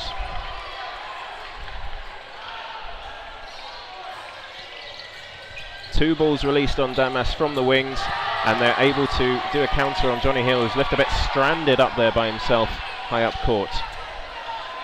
Yeah, Damas doing really well there to survive as he aggressively moves up court. It's causing a few of the Northern Irish players to just be caught in that kind of no man's land danger zone that we have between the ball return line and the neutral zone, and Damas and Ainu both capitalising on that and securing those kind of high percentage hits that are occurring. Little fist pump there from Kareem as he makes the 1-for-1. In these kind of situations, in a 3-for-2, you get 2 1-for-1s and you won the set. So he's played his part really successfully there. Oh, and Hill just slams out Ainus to close out the set and to take another 2 points for Northern Ireland, giving them the lead 4-2. Yeah, lots of support coming out for both teams as well. You can see on the far right of your camera the French women's team just right on that far side, and then a line of Northern Irish supporters, and then past them players that really just want to watch this game. Has been a great game, 4-2 now, in which France seem to be slightly in it in every single one, and the heroics to win that other set. So a great atmosphere, especially here on court 1 at the moment. Sam Lav. I would have loved to have seen him go for that catch. He was thinking about picking that one up, wasn't he? Popped up in the air by McElroy. Meanwhile, on the left-hand side of the court, we've seen Hill slam out Prudhomme, and Northern Ireland taking a 1-player advantage, a 2-player advantage now. Oh no, just 1, because Hill was hit out on the arm. Takes a walk to the outbox. No hits that time. We saw an almost instantaneous reply cross court from the defending French team. Again, we saw that fantastic bend down to the ground by Ainus, but it was tracked very well. And a catch for Aaron Murphy puts Northern Ireland in a commanding lead in this set. They have 5 players on court versus just Auger for France. And he has hit out the Licorne star, one of the top teams over in France. Yeah, Vincent hit out there, given a lot to do after that catch, given away. A bit of a disjointed 2-ball attack, and Murphy capitalising on it, showing his catching prowess. That probably one of the reasons he's been a very early target for this French team. It'd be really, I think the French are struggling at the back of court, We're seeing Cezanne hit out quite a few times early on. And when Northern Ireland are managing to make these very early single ball hits, they can then play with possession, be a bit looser with possession. You get a couple of hits in the middle, and then you can afford to throw 2 balls to your high priority targets on the wings, because they can't throw 4 back at you, because they're now down to 3, maybe 2 players. And especially with the accuracy and how Northern Ireland do back their arms, this is probably what we'll see, kind of a rinse and repeat of it going through this game. Fantastic analysis from Jonathan Wilkie there as Sam Lav powers the ball towards Augur, who just ducks down low and left to get out of the way. We have number 50, Bozier Mougenon, who's on now for France in the middle. Hill goes at his counterpart on the wing, who's pressing up the court and hits it in at Laverty, who pops it up in the air and presses up the court to make the catch. Have you mentioned the substitution on the side of France? It's a bit loud in here, so we're struggling to hear each other. Yes, so we have number 50, B. Mougenon.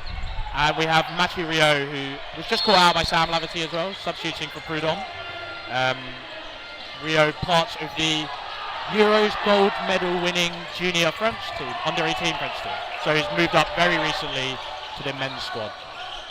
What a fantastic experience for the youngster to win that tournament and now be in the full adult team in the men's cloth category. An amazing achievement. Yeah, we see there Adam Hill tucking himself really succinctly in that corner, right by that sideline, but never in doubt with a player of his experience, managing to get that pre-throw forward though, as also hit out by the 3-ball attack. Yeah, so far they can't handle him on that wing. There hasn't been a response from Prudhomme or whoever's moved out there. Yeah, Adam providing quite a handful, only being hit out on that set that France won. As Ainu is left in on his own again. We'll see if he can do another set of heroics. Double running counter to finish it. Running counter. Murphy hitting him out and Kareem going for the leap of faith. Needs to be careful there as he's come onto the side of court and slightly in the space of the other player. But we have had a timeout called from the side of France as they've gone down 8-2.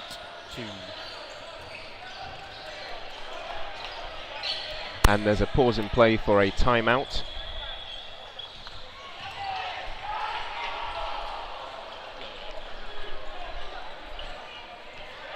So this will be a 1-minute pause in play. The coaches typically call these when they want to get some tactical information to their team, and it's also an opportunity to take on board some water as well. Perhaps they'll be making some substitutions as well. We'll try and keep you informed of those as and when they happen. I think it's going to be a tough one for France. Obviously the quality that Northern Ireland have, we expected this to be a tough game, but now coming down from an 8-2 scoreline, they've been in some of these sets, especially the earlier ones. It's just making sure they stay patient and they can kind of survive that onslaught. It'd be really nice to see them with 5 or 6 players going into kind of your 1 minute 30 mark, the halfway through the set, because then at least they can do a lot more in the game than, well, that's a really good thing to focus on. Letting them do. Surviving the first minute is huge. Let's see how they do as we move into this next set. Another one popped up in the air by Laverty, who runs forward again looking for the pop-up catch, but unable to make it this time. So France taking a early lead. Damas with a big H dodge style move there, where he turned his body the other way around and put his hands up in the air, trying to make himself a smaller target. Meanwhile, they've baited 4 balls, France. Can they capitalise by spending 2 or 3? They've spent 2 at McElroy, and one of them tracks him really well as he moved sideways across the court. So France have a 2-player advantage now. They are 6 players to 4. The near side of camera in the blue. Northern Ireland with the first group throw of the game for them. It's going to be straight down the middle by Johnny Hill, but it's in between the 2 middle players, so no hit there. And France again coming up the court with 3 balls. They've released one at Aaron Murphy, who squats down low. Mougenon was not so happy with that one, but maybe he'll get the next one. Couple of big fakes. Oh, and there's a pre-throw that hit Adam Hill out by Ryu, Fantastic work by number 8, and France in a commanding position here now. Yeah, France done Halfway really through the well, set. as we've said. Get themselves a minute into the game, get themselves a minute into this set with 5 players on court, and they've been able to then go, actually, I can throw that pre. Oh, Aaron fantastic Murphy stuff. showing what Aaron Murphy does, but France being able to throw that pre-throw, knowing that they kind of have the player advantage there if they do lose a player, with that lack of support that the pre-throw will then provide. Hitting out Adam Hill, which is a very high priority target on this Northern Irish team. Oh, Abdul Karoum baiting all the balls there. Nothing to defend themselves with now, France. Can they avoid this? Yes, with a fantastic jump dodge, kicking his legs out to the side by Ryu. He was up and to the right to get out of the way of 3 of those, which all came in at the same time, meaning it's 4v4 currently on court. Lots of exchanges at the middle. The France players just collide into each other, but nobody has hit there, surprisingly. Everybody looking to do a cover shot, but nothing actually connecting. Some fantastic secondary dodges from both teams. Yeah, some acrobatics there in the middle from all of the French players, getting over some of those hits and kind of colliding a bit, but yeah, another very acrobatic dodge as Ryu comes forward onto Murphy. Ryu with another strike. He's done very well since coming on, and Aynous catches out Karoum, making it 5 players for France versus 2 for Northern Ireland. Can they take another point here? Hill looking for the catch with 5 seconds left. Murphy slamming out number 20, Aynous. Can he get 3 other players out in time though? Unlikely. Got 2 seconds left on the clock. So the time was over for quite a bit. I'd say 5 seconds maybe, which is why you saw the Frenchmen celebrating, and the refs, neither the refs nor Aaron Murphy had noticed that, which is why that little kind of exchange happened. Aaron Murphy apologises for it. I didn't hear a whistle from the ref to indicate so the end of the frame. The refs hadn't noticed either, but which is why they then pointed at the screen, which said 0 on it. But a lovely catch there by Aynous. I think we are seeing very similar to what we saw in the mixed game yesterday, where the wings are really happy to send those post throws and really go for those post throws. Adam Hill caught out by number 20, Aynous, right at the start there. So a 1-player advantage for France as we move into this set, where they've just extended it by fantastic hit by Mougenon, number 50 in the middle, straight down the line at Johnny Hill, and then he split his legs out wide in a fantastic jump dodge, and it appears that we've got an injury on court for the French player currently. So we've just gone to our cut screen, just as that's going on. He's getting up, he's up on his feet now. Being helped out by the physio, so that's really good news that the right person is with him now and will be treating him on the side of court. It looks like he's gone over on his ankle. He's in a bit of pain, which is really unfortunate to see, but such is the nature of sports. We put ourselves through a lot of, as you can see from this French team, they're super dynamic and put themselves through a lot. So as we just start off again, they've made an injury sub here. So Aynous, number 20 Aynous, off for William Givet, number 4, filling in the same position. Murphy with a strike down the left-hand side. Lots of cover shots, but that was the only one that hit, taking it 5 players, taking France down to 5 players, but they've hit out another Northern Ireland knight from the wing. That was Damas, and they might close the lead that Northern Ireland have in this set with 2 minutes left to go. Great, a really well-timed free throw there from Josh McElroy, just as Gervais kind of in his stride. Too late for him to back out. Probably caught in 2 minds of whether or not he wants to just go for the shot or get out of the way, but he's not. Damas dodging at the back there. Yeah, it was really quickly there on that, as opposed to setting and going for a 3-ball attack.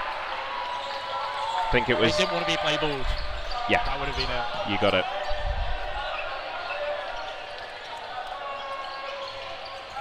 Aaron Murphy trying to strike out Auger on the left wing for France.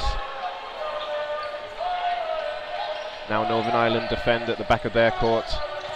It goes wide of Josh McElroy, who calls to take a second so they can make a team play.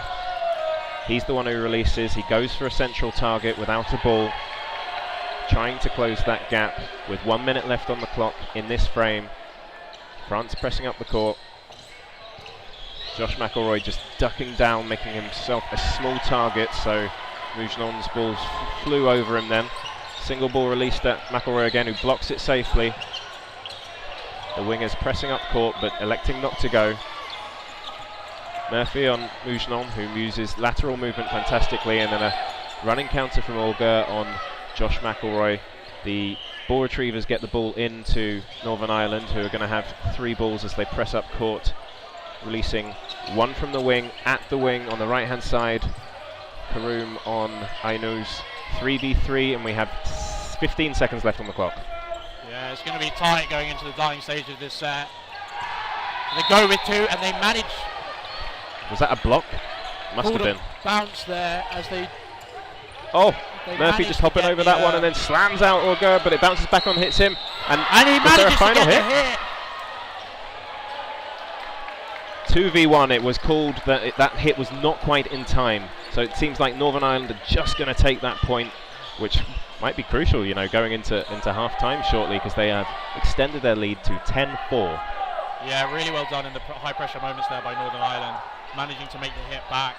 Good block there by Kareem, and then the second one was called a bounce, and then they've come back making the hit in the middle, making the hits in the middle, and just being saved by the whistle there as Kareem kind of goes for the catch, but hit called after the whistle. So instead of going into an 8, instead of going, it would have been a 9-5 game, going into 10-4, which is a nice buffer zone that you have for Northern Ireland. I believe a half, not the half time, but this is it's a timeout for Northern Ireland. So we have 60 seconds on the clock. There's 30 seconds of those left before we'll get back underway and play probably the final set of the half. So it turns out, using my contacts, the 2 Anu brothers are twins. Ah, fantastic. Because I asked which one was older, and I was told they are twins. So yeah, maybe one of them claims to be older, but it's by 5 minutes or whatever. But I'm really loving the flexibility and agility of both of the brothers there. Northern Ireland, of course, have their own brothers on court with the Hills, Johnny and Adam. Johnny will be contesting for the middle ball in this final set of the half. It will be 90 seconds on the clock for this one. Ainuz winning the middle ball. Chucks it over his head back to Auger, who might release from the middle. No, it's coming from the side, and there is a after throw from Kareem to hit out number 5 for France. That's Damas. Just fixing the time there, as it hadn't started properly going into this final. And coach Abdullah Darwish just offering up what he had on the clock in case they missed it. So good teamwork from the referees there. Fantastic stuff from all of the refereeing team at this tournament so far. Much appreciated, all the work that they do. 1 minute 18 left on the clock. Northern Ireland coming up with a 3-ball press. They have a 1-player advantage. That's a miss. And then the after throw was caught by Peter Morrison on the back track. Gets a little pat on the bum from his teammate. Single ball released by Adam Hill. Ainuz just getting down onto his knees and leaning back as far as he can go. They have a 2-player deficit to overturn. They managed to somehow missed them there. Really good dodging by Pete Morrison there as he's gone low, just getting himself out of the way, where Josh McElroy's kind of almost left those hands wanting, but pulls out. A really good moment. A couple of exchanges there, just going awry. Gervais not hit out here on the wing, but keeping our full complement of Northern Irish players now that Johnny Hill heads to the box. 27 seconds on the clock. Just the 2 players for France left. It's a mountain to climb in a short amount of time. That was an amazing jump though. Oh, Yeah. must have got clipped. Big leap from Mugino, but doesn't manage to make the hit as the catch is secured, and the final 1 minute and 30-second set goes to Northern Ireland in this half.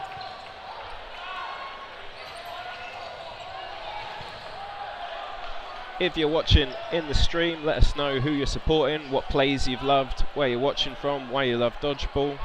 Keep it positive, cheer on your team, love to see all that stuff. And we'll move into the second half in 5 minutes' time. I'm Brew Cousins. I'll be back with Jonathan Wilkie. And if you could also stay tuned in the chat of the stream for the MVP vote in this match. We'll put some options up in a poll during the second half for you to vote on.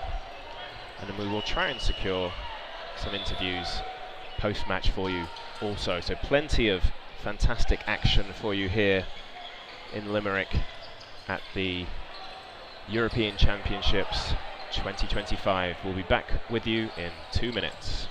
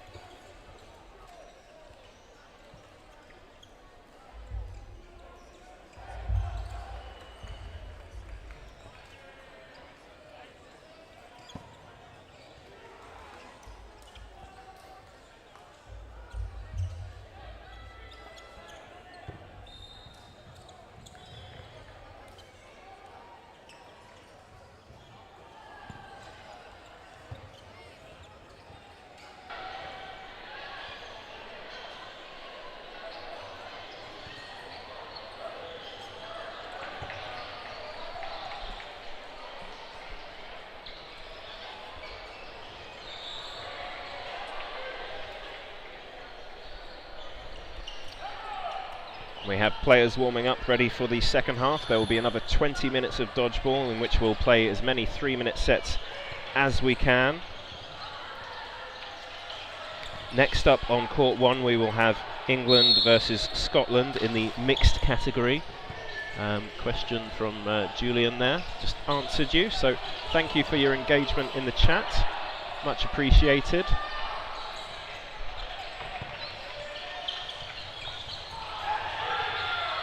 France using all of this time to get their tactical information in.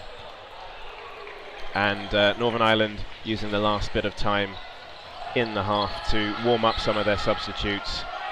Maybe we'll see some changes in the second half.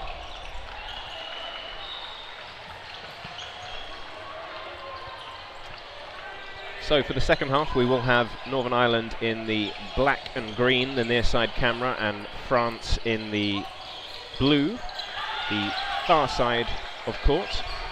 The score is 12-4 to Northern Ireland, and we're excited for the second half. We've seen some fantastic dodging from the French team, and I've really admired the flexibility of some of these players.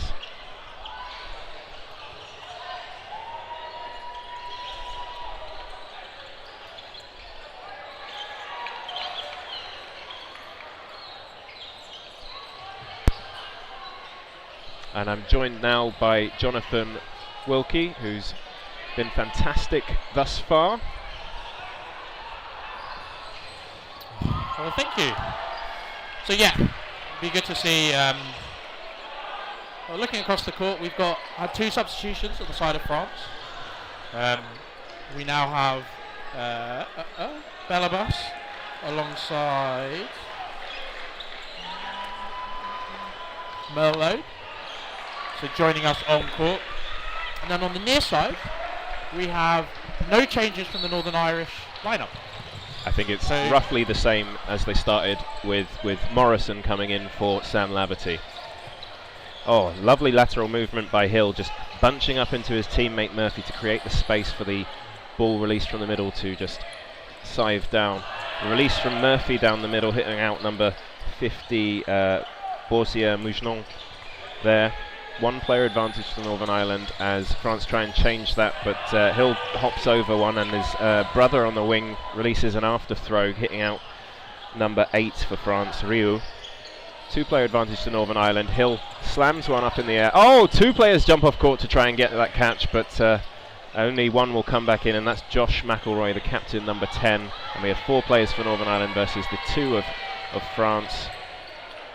A 2-ball attack was not evaded by 93 vice captain Balabas, and it's left his teammate number 26, Ainuz, in by himself. Yeah, left in against the 4 Northern Irish players. They come forward for the quick running counter.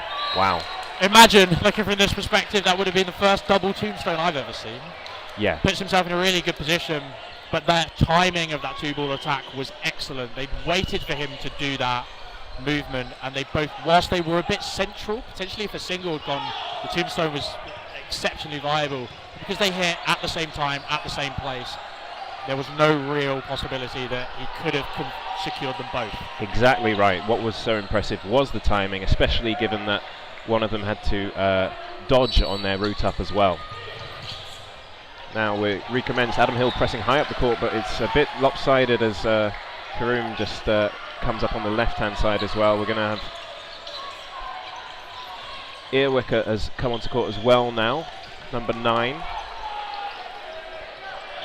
For Northern Ireland Knights in the green, and there was a after throw from Abdullah Karoum hitting out Damas, number 5 for France. Northern Ireland with 1 player advantage now and 4 balls in their hands. They've released to Ainuz, who does his signature dodge down to the ground on his knees, then leaning back, making himself flat as a pancake. Oh, I love to see that. Yeah, did an excellent job there as the 2-ball is sent. The 1-for-1, but Adam Hill just confirms that shot, but they do manage to retain 4 balls from it. And 4 balls, can they press it home into another advantage? Oh, what movement from number 50, Borsia Mougenon. I love the lateral movement, and then he flicked away his legs afterwards as well to just get those out of the way. An additional movement besides the initial lateral move and jump. He had to do that as well to be successful getting away from that ball. Yeah, lots of balls coming in from the far court, which is causing a bit slight disruption into this game, as they are just kind of being flung over, and the ball retriever is not managing to get them before they jump on court. But a lot of respect from the Northern Irish players just to fling them back over and let France play on with that. Simple sidestep by Johnny Hill to evade that one, but it appears that he was called out for a line fault. Oh my goodness, what action there. There was an after throw that was punished by Hill, and then it bounced up for Murphy to make a catch and bring Abdullah Karim back in. Number 42 is on the wing. They got 5 balls now. They elect to throw 3 at the fantastic dodging talent of Aynuz, who does his move down to the ground again, but it was red this time, and they were able to punish with 3 balls. Some of them coming back. They now have the majority possession, and majority possession is back with them thanks to an after throw from number 7 of France, who's Merlaud. Oh, he looks for a catch, but I think that... Yeah, doesn't manage to confirm that. I really like the catch there from Murphy in the middle. There's a couple of things that you can really unpack from it. One, he drops the ball he's holding. A lot of players don't do that. We've always been told you've got to drop the ball, because if you've got a ball in hand, you can't really secure that one reliably. And 2, he also makes a movement after the catch as well. So you can see that covering shot's coming in. He takes the catch, he gets low. So 1, he's made a really crucial catch in the centre at a stage where we're looking at 5-on-4 kind of deal, where it kind of replenishes them. And then 2, they also get 5 balls from it as well. Fantastic analysis there, Jonathan, thank you. As we line up now, we see that the score has moved on to 16 for Northern Ireland and 4 for France. No points for them yet in this second half, but perhaps this will be the one where they gain a little bit back, but number 4 is just forced off the back of the court there. Givet pressured by Aaron Murphy pressing up the court.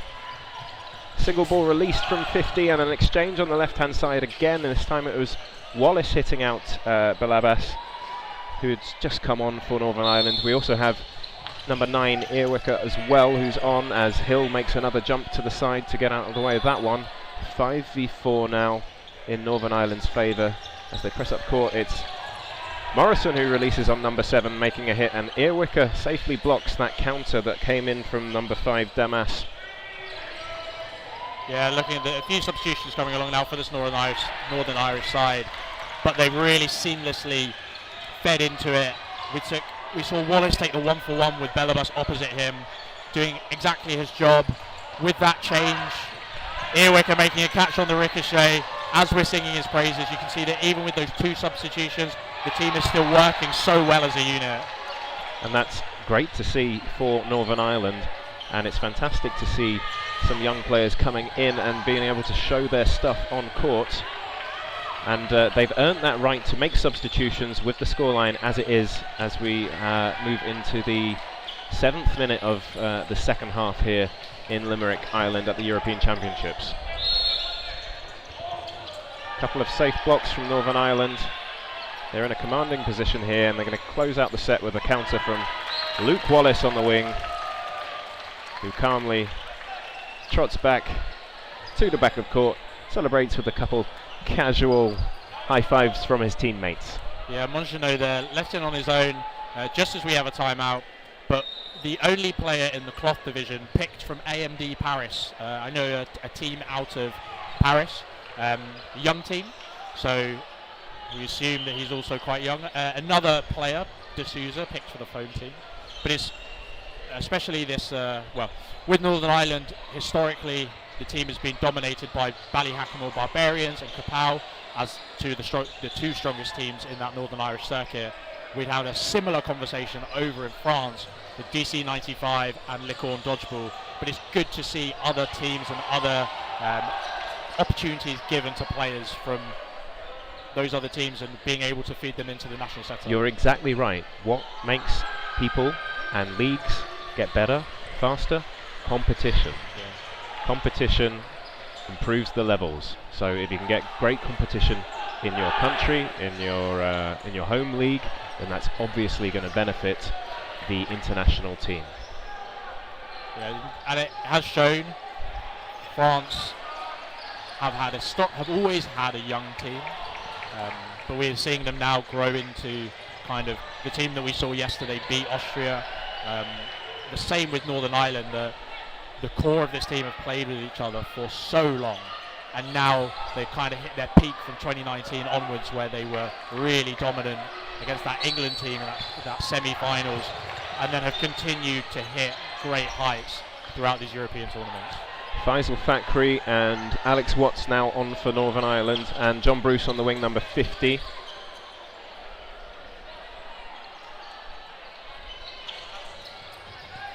Oh, great fantastic. hands there by Damas as he goes high, but was caught out by Faisal.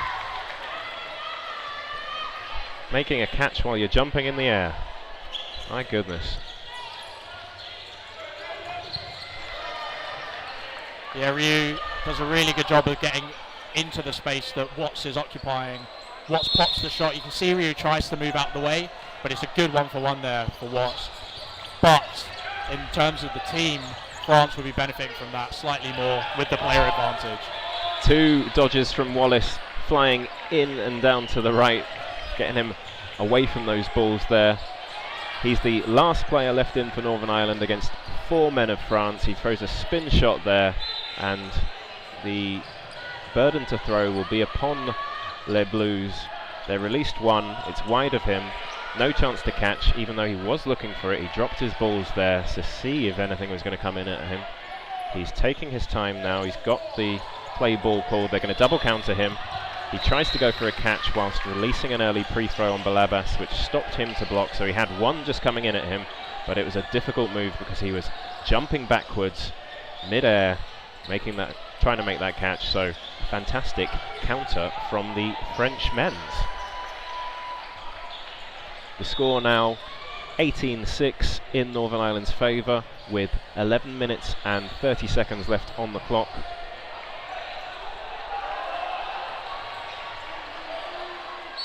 Referee blows to commence the next set. Faisal Fakhri just missing out on the middle ball to Merlard. And a catch from Alex Watts down and low. He just did a little micro movement to the side, perhaps making 93 have to adjust where he had to throw ever so slightly, giving him that little advantage perhaps to secure that catch. Northern Ireland with 6 players on court, France with 5. Faisal Fakhri going for a catch, and Bruce getting hit out up court.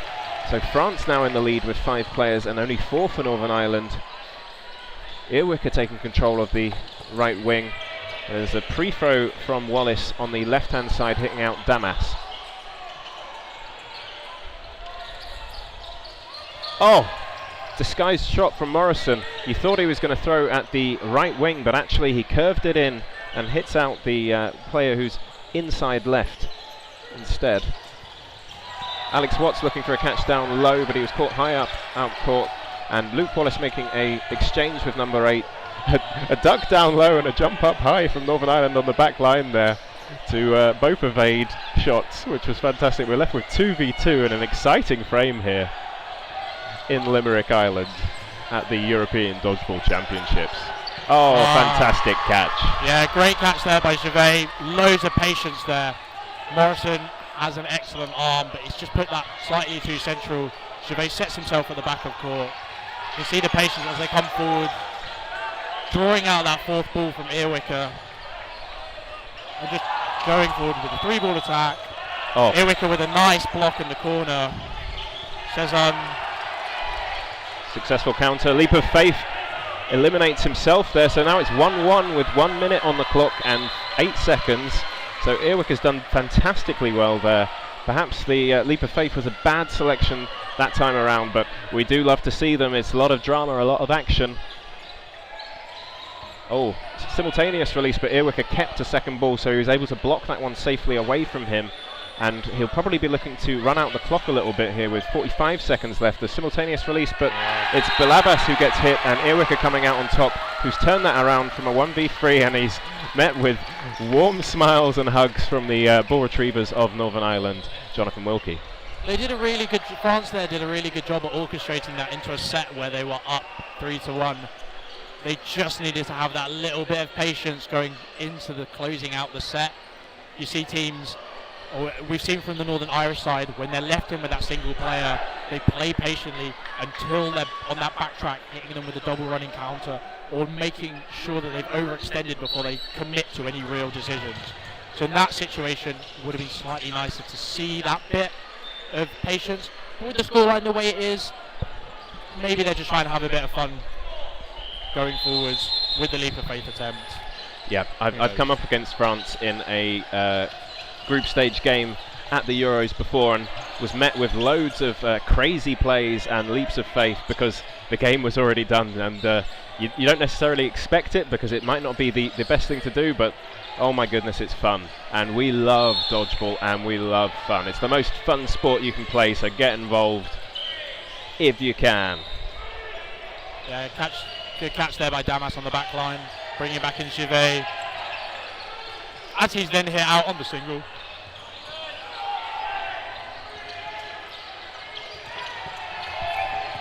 Nice hit by number 4 there, Givet.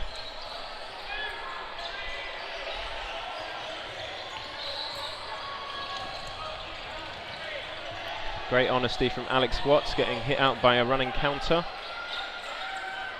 Fantastic stuff from France in this set. Single ball released at the wing. We saw number 4 going down onto the ground into press-up position. Givet giving us some reps there. Couple of pre-throws meet the mark on Balabas and Givet for Northern Ireland, levelling things up 3v3 halfway through this set. Single ball released at the wing, but there's an athletic hop over it by number 7 Mollard.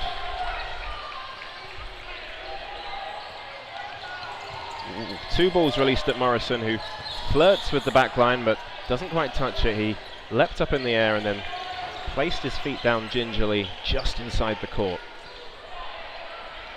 Yeah, France have gone there the first time. I think they've done a wings call, we call it, where they've got their holding player in the middle on a 3-ball attack. I think it would have been slightly unexpected, a bit more effective if they had spread out slightly more. I think they condensed that bit too much. So it's something you kind of need to practice to be able to get that proper rotation in your throw when you are doing those extreme cross courts. And it's about creating angles, isn't it? Yeah, Ryu charging up court there. He's done an excellent job applying that pressure already, but Morrison and Wallace decide to pop both shots, with the second one finding its target as Ryu is just looking across court. Safe block by Wallace as he presses up the court. Are they going to release? Morrison's been called out probably for a line fault because it was by the assistant referee down there at the back. So Wallace is in by himself with barely any time left. Can France pick up another couple of points here? There's 5 seconds on the clock. France are going to just try and block to win. Oh, there's a line fault at the back and he goes for the shot, but Luke Wallace managing to jump over it? No. France taking the win there. So the set has gone to France. I think it was close on the set timer. We've now got 5 minutes and about 20 seconds left, so we'll start talking about our MVP of the match. I think if you've got suggestions, whack them in the chat. We'd love to see the engagement there, and we will add the poll shortly, so get voting as well. Please do. So from the side of Northern Ireland, we look across mostly at the subs bench, because that's where the game was won, I'd say, and then confirmed by the team on court. Yeah, I think for me it would be Aaron Murphy for the Northern Irish team, and I've very much admired the dodging of a news for France, but I believe 26, but there's been some fantastic performances from both teams, to be honest here. I know the scoreline is largely in favour of Northern Ireland, but there's been great plays from both teams here, so it's definitely worth celebrating that here in Limerick, Ireland.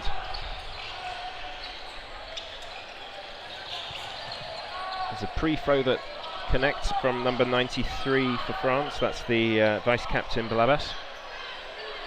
France with 5, Northern Ireland also with 5, but the ball advantage is to France. Oh, there's a pre-throw that just connects on Damas, even though he did jump off the ground. Morrison also hit out in that exchange. Safe block by Balabas on the wing.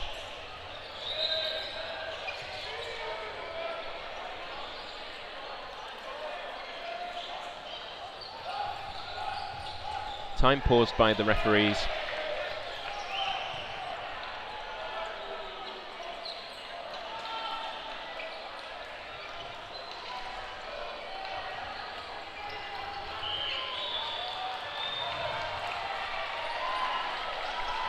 We have 3 minutes 51 remaining in the second half.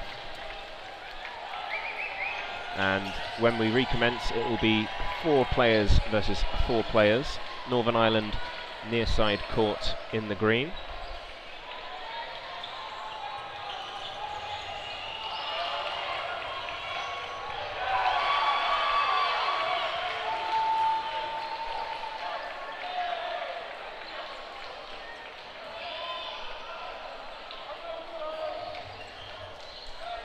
Not quite ready to resume yet, just making sure that the timing is correct. Referees just conferring with each other. Alex Watts making sure he's still warm, practicing a couple of knee tuck jumps, a useful dodging skill.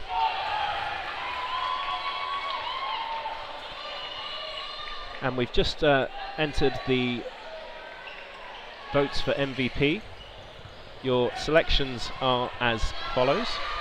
On the front side, we have Nolan Ainu, number 26, and Leo Bossier-Mongenot, number 50. And on the Northern Irish side, we have Adam Hill, number 7, and Aaron Murphy, number 20.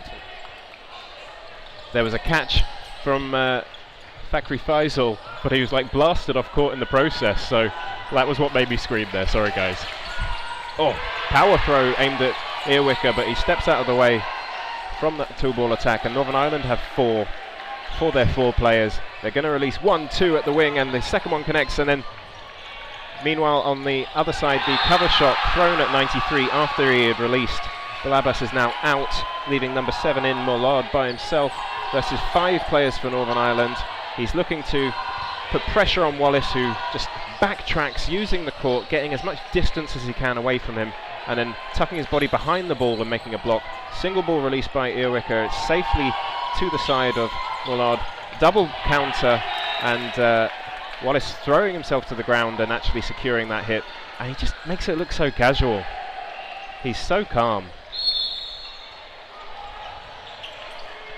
We've got another 2.5 minutes on the clock. Please get your votes in for MVP.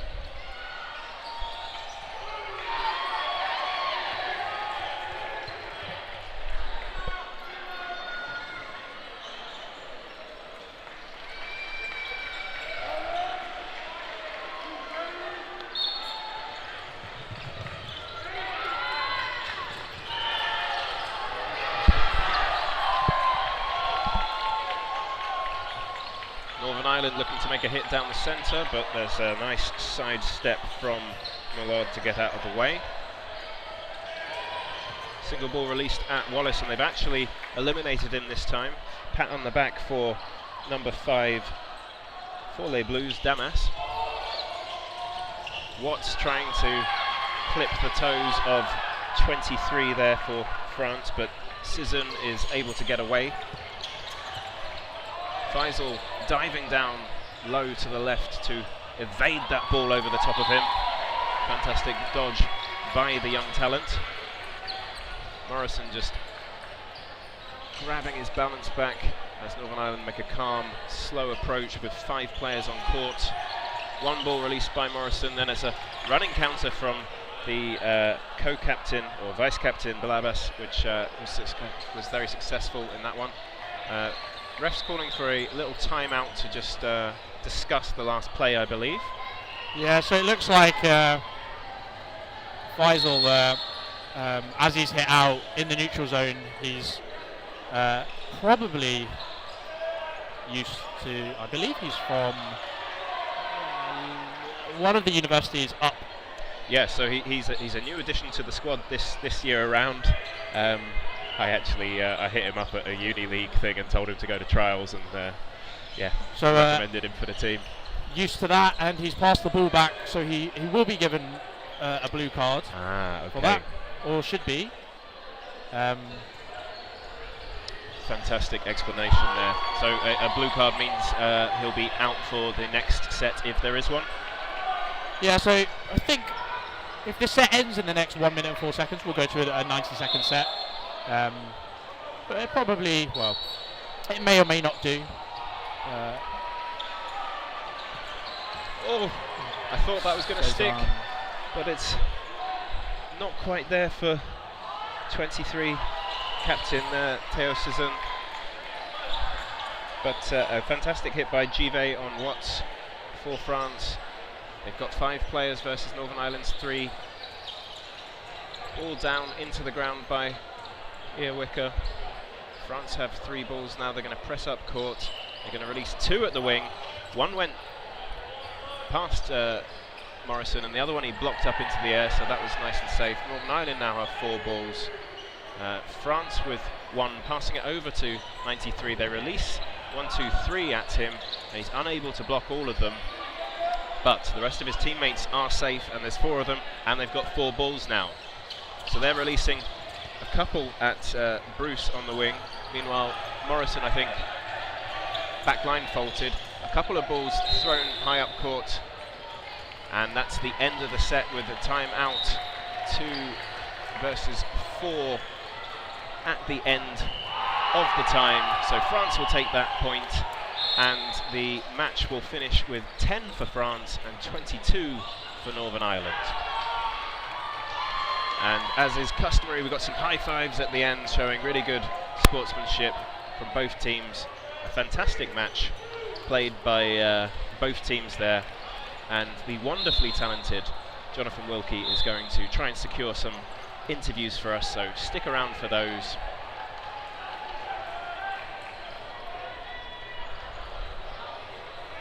Kelvin, that is not a vote. You can't vote me for MVP, but thank you very much, mate.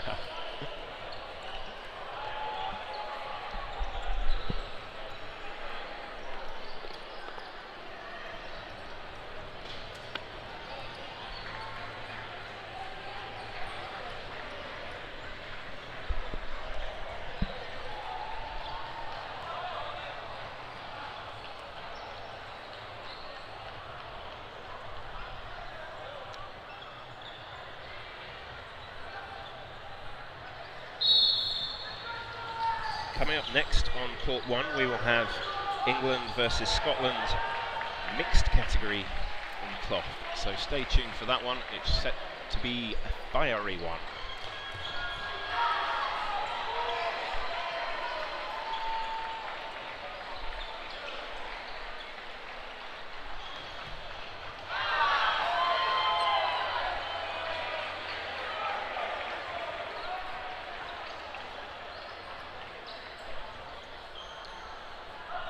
The results for MVP in that group stage game of France versus Northern Ireland.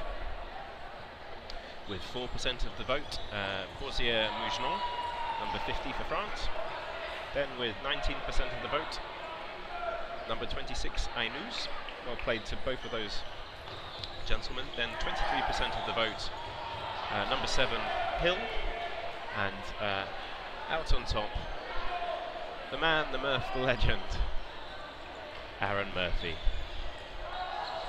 One of the best players in Europe, and I would say the world. A frightful person to come up against due to his catching ability, but a fantastic person to have on your team with you.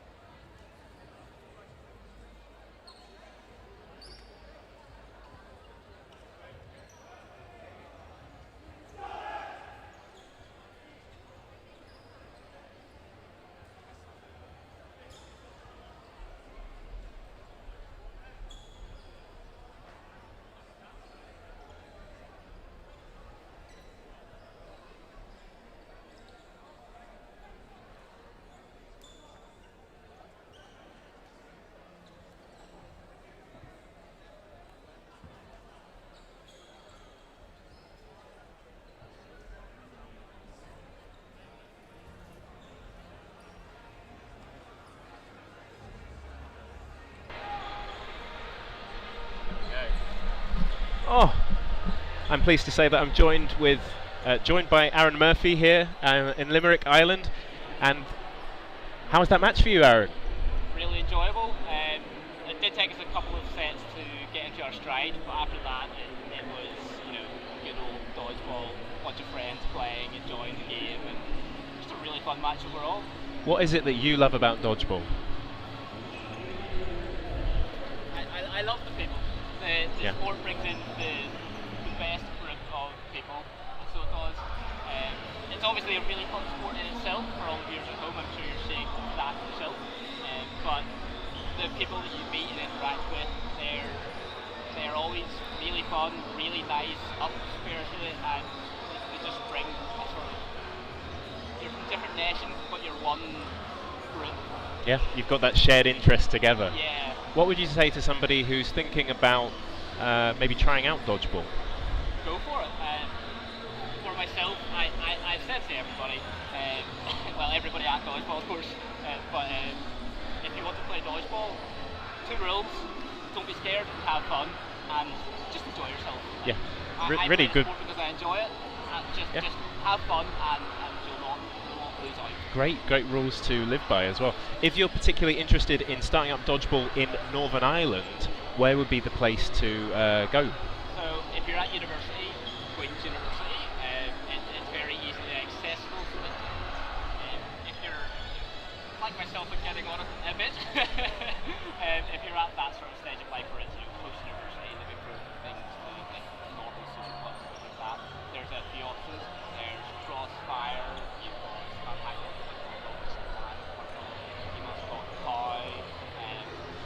there's a new one that's actually just started called Tornado, if I remember right. So there's a lot of options in Belfast. If you're not in Belfast, it's unfortunately still a bit limited in Northern Ireland, but if you're in Belfast, it's also good. And there's lots of resources on the British Dodgeball website if you're interested in setting up a club for yourself. So we have that option too. Thank you so much for your time, Aaron. Really appreciate it. It's great to see you here and great to see you thriving on court, exactly where you belong. Lots of love for you in the chat. And chat to you, my ex-teammate, but still a comrade at heart, still a competitor in this place. Thank you, mate. You're the MVP for the match, so well done, mate. Thank you very much. Is that you voting or the people at home? People at home. People at home. Thank you very much, Piers. I feel like that was the tough one to choose me in particular because the team as a whole was fantastic, but I really appreciate that. Thank you very much. Fantastic. So we're going to say thank you very much to Aaron Murphy, and we're going to have an interview with the French superstar Givet next. So stay tuned for that. Will be 30 seconds, if that. So thank you very much. Cheers. Okay. Superstar. You were great. Thank you very much.